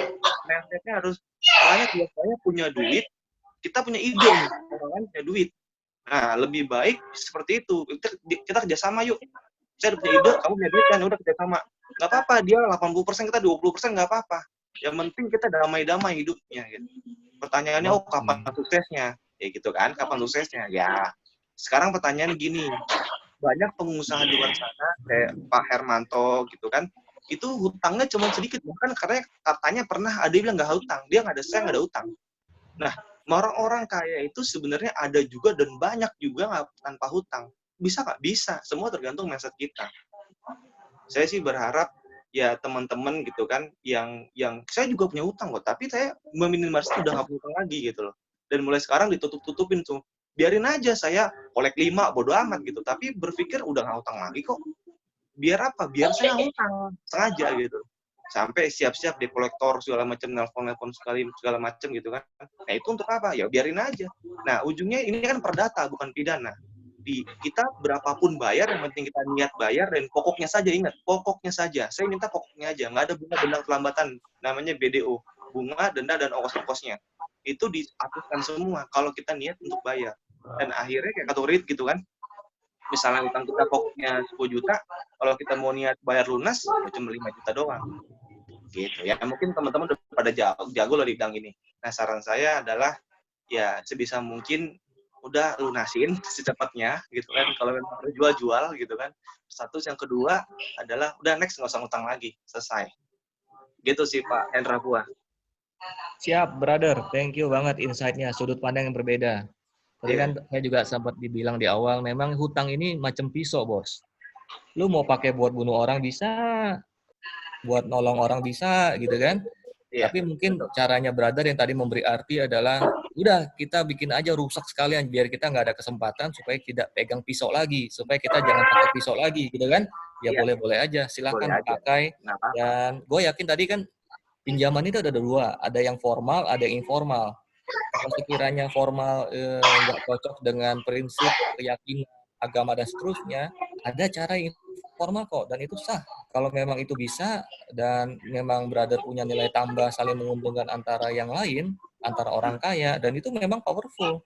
Banyak juga kita dipercaya, gue lihat juga banyak yang teman-teman kita yang berjuang dipercaya sama orang kaya dapat pinjaman, ya kan cuma modal saham kosong. Iya. Itu bisa aja sah kayak itu. Nah, jadi ya feel free. Jadi kesempatan ini ya silakan ambil bagusnya, buang negatifnya. Iya, gitu aja. Ya itu damai-damai saja. Yang penting kita sharing gitu. Oh, pengalaman saya seperti ini. Oh, pengalaman saya misalnya orang lain. Oh, saya bisa kok ngutang segala macam. Ya nggak apa-apa juga. Itu semua tergantung dari mindset masing-masing. Kayak misalnya ada banyak di luar sana kos-kosan. Nah, kos-kosan tuh harus pakai ini nilai leverage kan. Leverage harus pinjam dari bank. Ya nggak apa-apa juga. Asal dia jago penghitungannya gitu. Banyak orang di luar sana cuman hanya gaya-gayaan. Begitu ngelaksanaan kos-kosan akhirnya ambles juga gitu. Saya sih takutnya seperti itu dan ya hampir kebanyakan 70-80% ujung-ujungnya boncos. Kecuali dia main sama orang yang punya duit, terus yang uang cash gitu kan, terus nanti dia bergantung gitu. Gak apa-apa, dia menguntung 5%, 10% si orangnya itu, tapi investor lebih besar. Karena dia punya duit, tapi kita punya ilmu. Gitu. Daripada dia harus KPR. Kenapa? Kalau KPR kan sudah dibilang 80% pertama 5 tahun pertama itu bunga semua bayarnya. Gitu. Tapi nggak apa-apa sih, semua itu tergantung dari mindset masing-masing sih teman-teman. Saya nggak bisa intervensi, semua itu tergantung dari kita sendiri gitu. Mau kemana kita tujuannya. Memang dulu saya ya ngutang sana utang sini gitu kan. Berarti kita capek-capek kerja segala macam, buat sedekah bayar bunga gitu kan, ujung-ujungnya habis juga. Tapi semua ya mungkin kita juga saya mau belajar lah sama teman-teman yang Pak Ruby kan jago di properti kan, saya mau belajar gitu. Kita masih receh Pak Ruby. Wah, bisa aja. Oke. Terima kasih brother. Nanti kita undang. Thank you. Nih. Gimana caranya pinjaman tanpa pakai bank? Oh, kan seru kan? Mantap. Sip. Thank you Pak Hendra sudah berbagi. Terima kasih Bro Hendra. Terima kasih teman-teman yang sudah sampai malam nih masih setia di Remi Show. Kesimpulan finansialku.com ya. Nah, itu wajib itu. sama Bro Doni sama Bro Ruby kalau makan mie nggak pernah bayar kita. Dibayarin maksudnya. Dibayarin. Bro, Ini apa kabar? Bro Ruby. Kita terakhir ketemu di Halo, Kadin Pak ya, Ogi. Kadin DKI. hey, Yes, Pak Ogi. satu poin bisa, Bro. Boleh Sharing. dong, silakan. Boleh, silakan. Tadi kan Bro Dimas bicara tentang mindset Iya. dan hutang ya. Mungkin kalau saya, apa sih mindset itu? Mindset adalah sesuatu yang kita yakini benar. Sesuatu yang diyakini benar itu kebenaran bagi setiap orang kan beda. Iya. Nah, bisa dari pengalaman, dari masukan, dari beberapa faktor. Dan dalam mindset itu nggak ada yang salah, nggak ada yang benar. Kemudian poin yang kedua bicara tentang hutang. Kenapa sih orang itu banyak terlilit hutang? Hutang itu sebetulnya kan leverage, daya ungkit. Nah, cuman kadang-kadang dongkraknya patah karena bebannya terlalu besar. Jadi ketika kita misalnya hanya punya kemampuan bayar 30% kan rata-rata, kita malah berhutang sampai 50-60% dari kemampuan bayar kita. Sehingga ketika situasi memburuk seperti ini, kehilangan kemampuan bayar gitu. Jadi ya hutang kembali lagi kan seperti kata Bro Hendra tadi kan ada produktif, ada konsumtif. Nah, kalau kita berhutang yang produktif dan ada batasannya yaitu 30% tadi, misalnya kalau gajinya 10 juta ya Bro Hendra pasti lebih ngerti.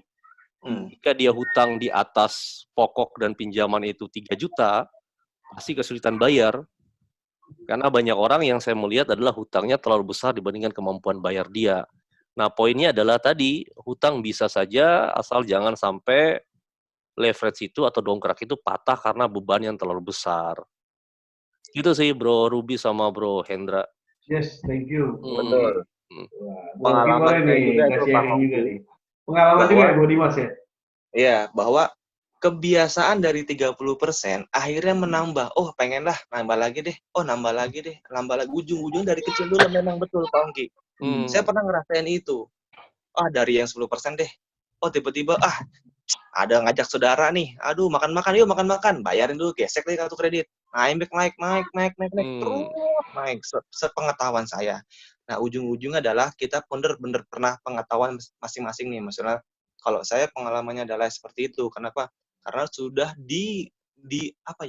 diterlenakan dengan gaya hidup sehingga semakin gampang, besok ada lagi, gampang, besok ada lagi, gampang. Nah, akhirnya apa? Kok lama-lama kok nambah gitu. Sebulan bisa 30, 40, loh, kok makin gede gitu loh. Nah, ternyata iya jadi konsumtif. Itulah yang membuat saya ya udahlah, biarin aja gitu. Dan saya runut. Hampir semua pengusaha yang pernah saya ketemu sama dia yang bahkan utangnya sampai 65M, 70M kan mempet. Memang dulu gitu, Pak Dimas gitu. Dulu saya kecil dulu, Pak. Dari yang 50 juta, 100 juta, berapa terus akhirnya makin gede, akhirnya bablas. Nah, dari situ semua tergantung dari mindset-nya karena saya kebetulan memang kenal lah sama teman-teman dari orang-orang wirausaha gitu kan. Memang Oke, sorry. Kalau saya bisa tanya Mas atau Bro Dimas, ya. Dari mana Anda tahu kalau Anda sudah melakukan pekerjaan dengan benar? Dari mana? Dari mana Bro Dimas tahu kalau Anda sudah melakukan pekerjaan dengan benar? Pekerjaan, gini. Pekerjaan yang misalnya gini. Kita kan punya kapasitas misalnya, kita punya income-nya 10 juta misalnya. Kapasitas saya baru bisa bayar kartu kredit gampang lah karena maksimal 30% atau 3 juta ya kan maksimal.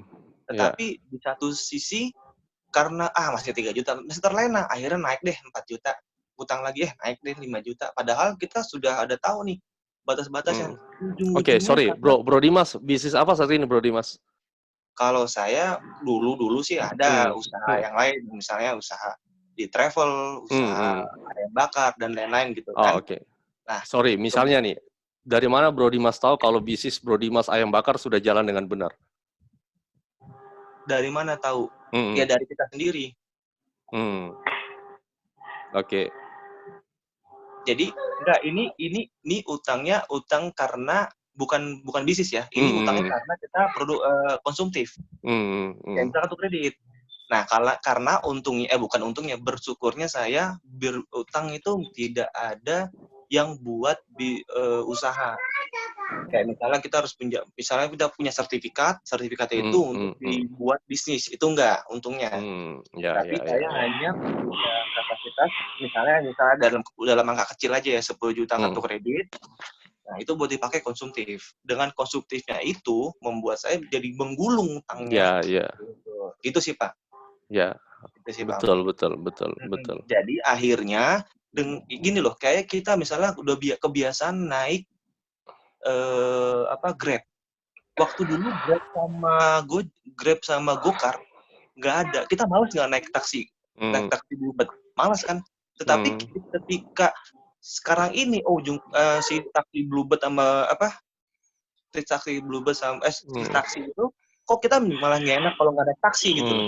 Tapi nggak, Pak. Jadi ujung-ujungnya jadi terlena intinya gitu. Kalau saya kan semua Bro Dimas, kalau bisa tahu ketika gaya hidup berubah itu kan pasti ada yang ngingatin, istri, teman atau siapapun, atau nggak ada yang ngingatin? Oh, nggak ada. Oh, nggak ada. Oke. Karena nggak ada waktu itu. Dari belajar dari pengalaman lah. Dalam arti bukan nggak ada, dalam arti adalah ya kita gimana ya bahasanya ya, kita ini nggak ada yang ngingetin. Oh, harus keuangan kita nggak ada. Gitu. Mungkin memang butuh juga namanya berpartner yang harus ngingetin nih. Ini nggak boleh lebih dari sini utang kita. Kalau utang lebih dari sini, udah nanti kita makan susah bayarnya. Itu juga bagus juga. Masukan itu bagus. Kalau memang harus ada yang ngingetin. Itu sih, Pak. Ya, thank you. Nah, tadi saya tanya 1 menit tambahan ya, Bro Ruby, sorry. Ya, oke. Jadi Bro Dimas ini kan asumsi kan bisa jadi salah benar. Nah, beliau ini tipenya internal. Jadi internal itu adalah orang yang kekeh dengan pendirian dan pendapat dan ide, dan itu benar. Jadi tadi Bro Dimas saya tanya kenapa nggak ada ingatin, mungkin saja ya beliau ini kalau sudah berpendapat beliau akan kekeh di situ, dan itu memang satu ciri orang yang leadershipnya bagus, kekeh di situ. Jadi is okay. Yang paling penting adalah mau utang mau enggak, yang penting bisa lebih sukses lah dibandingkan sebelumnya. Oh iya, betul. Ya, semua tergantung. Setuju. Semua tergantung teman-teman semua gitu. Jangan ngikutin saya juga, karena kan ini kan pengalaman saya gitu, pengalaman saya. Masing-masing beda-beda. Semua manusia itu punya pengalaman masing-masing. Betul. Mau harus ngikutin gaya hidup kita nggak boleh, bukan nggak boleh sih, maksudnya sukses itu beda-beda gitu loh, nggak hanya satu orang doang. Gitu sih, Pak Ongki. Thank you Pak Ongki, Pak Dimas. Ini nanti soalnya seru banget nih, makanya gue mau ngomong sama Bro Doni, kita bisa jual ke Berita 1 kali ini. Kenapa kita jual ke Berita 1 kalau kita bisa bikin TV sendiri? Berita 2 ya. Nah, ini udah dinego nih sama yang TV yang itu nih. Udah kapan? Ini soalnya bisa jadi tandingan IMC kita. Ini efek kita sudah lama nggak kopi darat sih ya. Memang komunikasi jalan terus, tapi kalau kopi darat memang biasanya ada yang berbeda. Nah, pokoknya kita berharap COVID-19 tidak berganti menjadi COVID-20, jadi segera selesai. Kita bisa ketemu bareng, kita juga bisa ngobrol bareng dengan Bro Hendra, ya kan, dan semua teman-teman yang ada di Doremi Show. Tapi satu nih, Bro Hendra, saya mau minta pendapat pribadi sebelum kita closing nih. Kalau saya catat dari perbincangan kita yang hampir 2 malam ini, berapa jam tadi?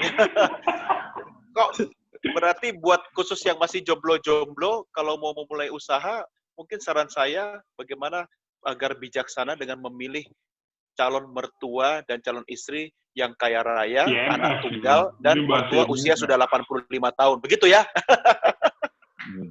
Ini EMF nih urusannya. Dan mertua lagi kena corona, Bro. Waduh, itu mudah-mudahan mertuanya nggak denger ya. Bro Hendra, saya mau minta pendapat Bro Hendra terhadap kalau misalnya nanti COVID-19, Corona sudah selesai, kita sudah punya kondisi yang kondusif untuk bangkit lagi, hal utama apa sih yang pertama kali harus dilakukan oleh orang yang ingin memulai usaha dengan mengambil utang?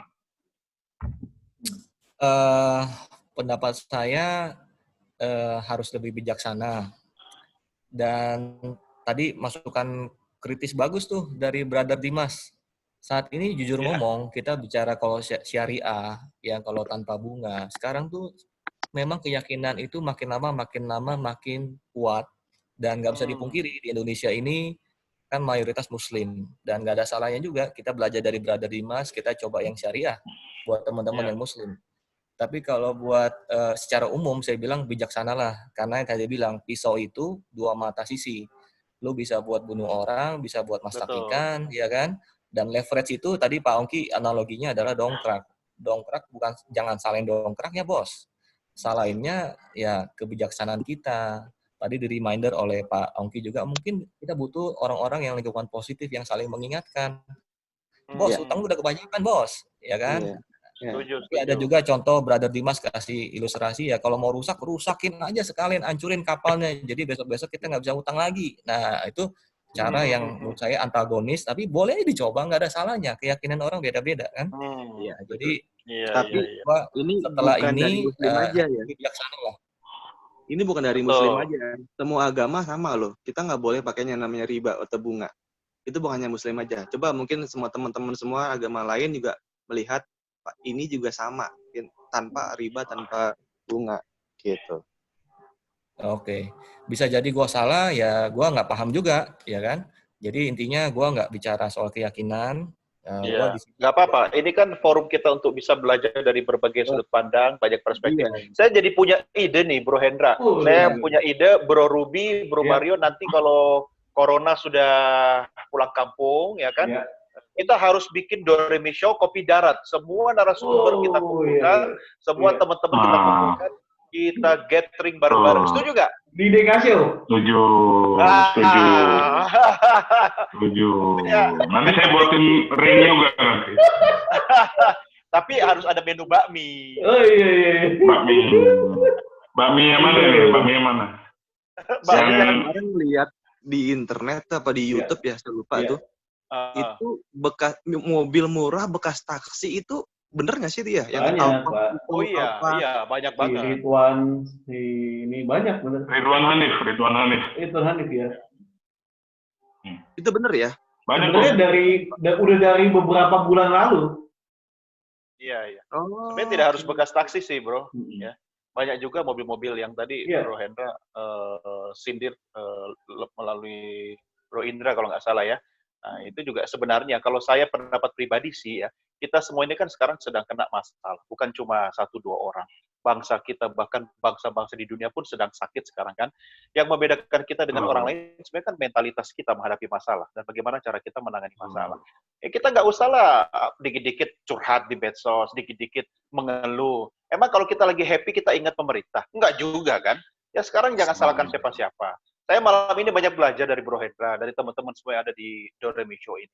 Makanya kalau bisa kita menyuarakan hal positif, termasuk kalau bicara utang tadi kan saya sebenarnya tidak banyak pengalaman, tapi saya banyak belajar dari Bro Hendra malam ini. Nah, kalau boleh usul sih Bro Hendra, kalau misalnya kan orang punya mazhab beda-beda nih. Ada orang yang menggunakan utang untuk daya ungkit, ada juga yang menggunakan tidak menggunakan utang untuk menaikkan bisnisnya misalnya. Kalau kita ambil yang tengah-tengah nih, Bro Hendra, apa sih yang bisa Anda sarankan buat masyarakat Indonesia dalam kondisi sekarang ini? Misalnya dia masih takut untuk ambil utang, tapi dia harus punya daya ungkit. Apa yang harus dilakukan? Kalau pendapat saya, ya kombinasi juga bisa. Kombinasi informal sama formal. Kalau takut yang formal, informal dulu. Kita kerja sama orang dulu, jadi employee. Nggak ada salahnya, bos. Kan cari uang nggak mesti langsung punya jadi pengusaha, bos.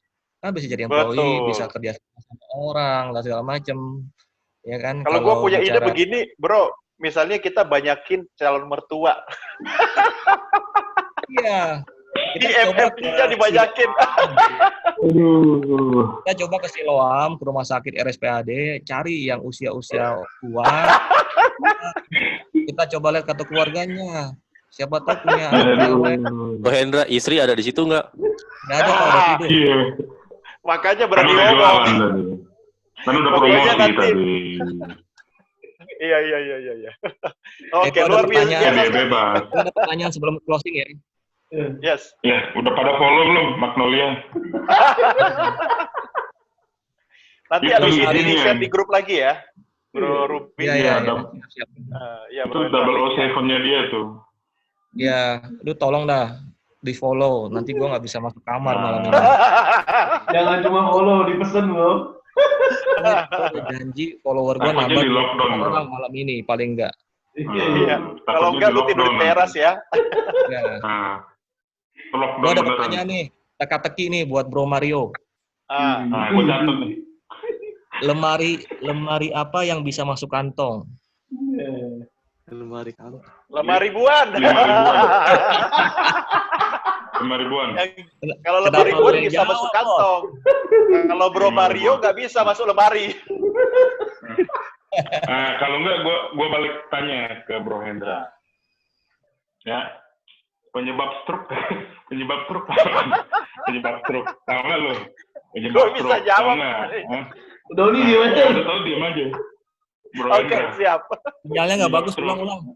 Ulang tuh. penyebab stroke apaan? Penyebab stroke apaan? Penyebab stroke.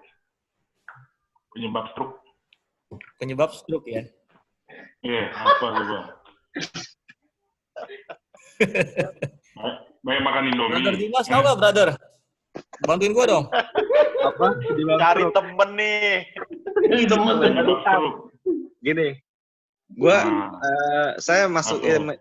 masih ada pertanyaan dari Mas Doni ya tentang gimana pengusaha di sekarang ini.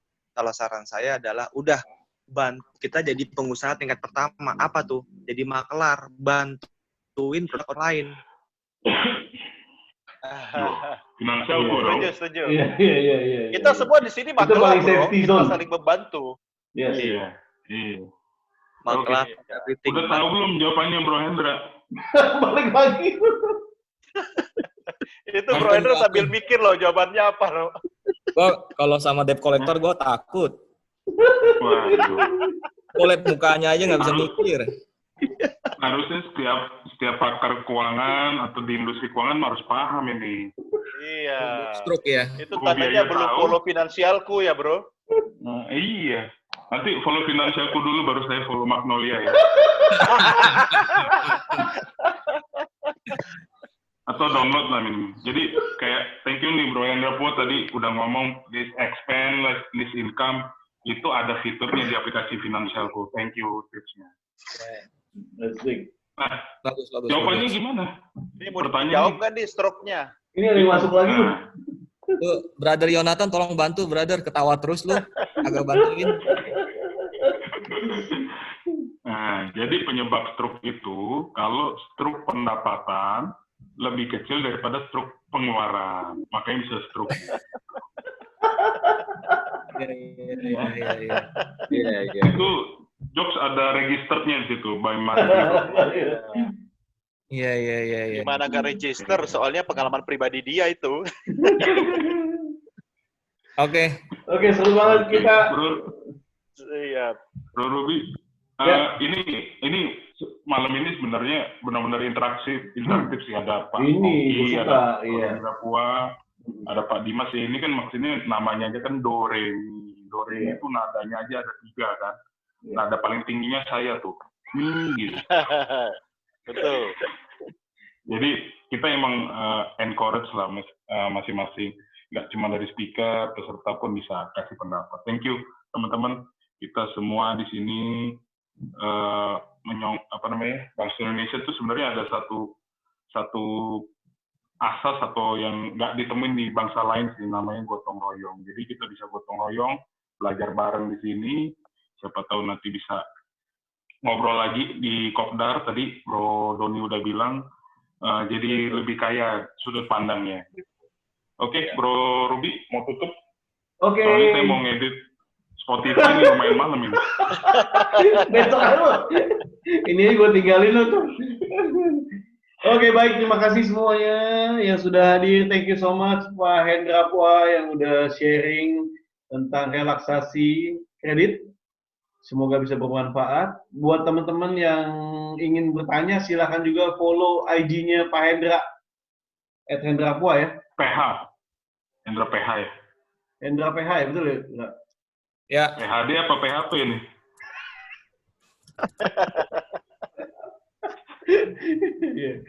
Brother, Oi. itu headset tuh beli di mana kok bisa panjang begitu? Itu ya, itu yang mana ya? Oh, ini. Headset sama jenggot. Ini equalizer.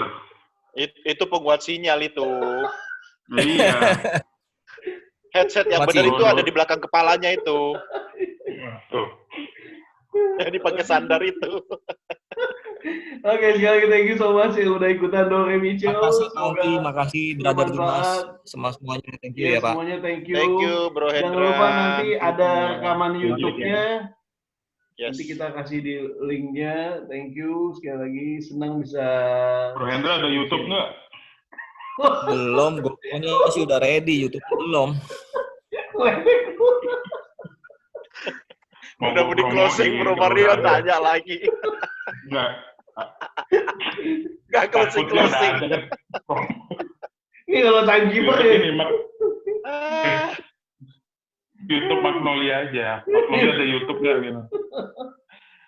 Inilah sebenarnya Doremi ini kan cocoknya program off air kan, show-nya Kopi Darat. Dibuat jadi on air ya begini nih, nggak closing. Oke, thank you so much. Sampai jumpa. Bye-bye. Thank you, bye-bye.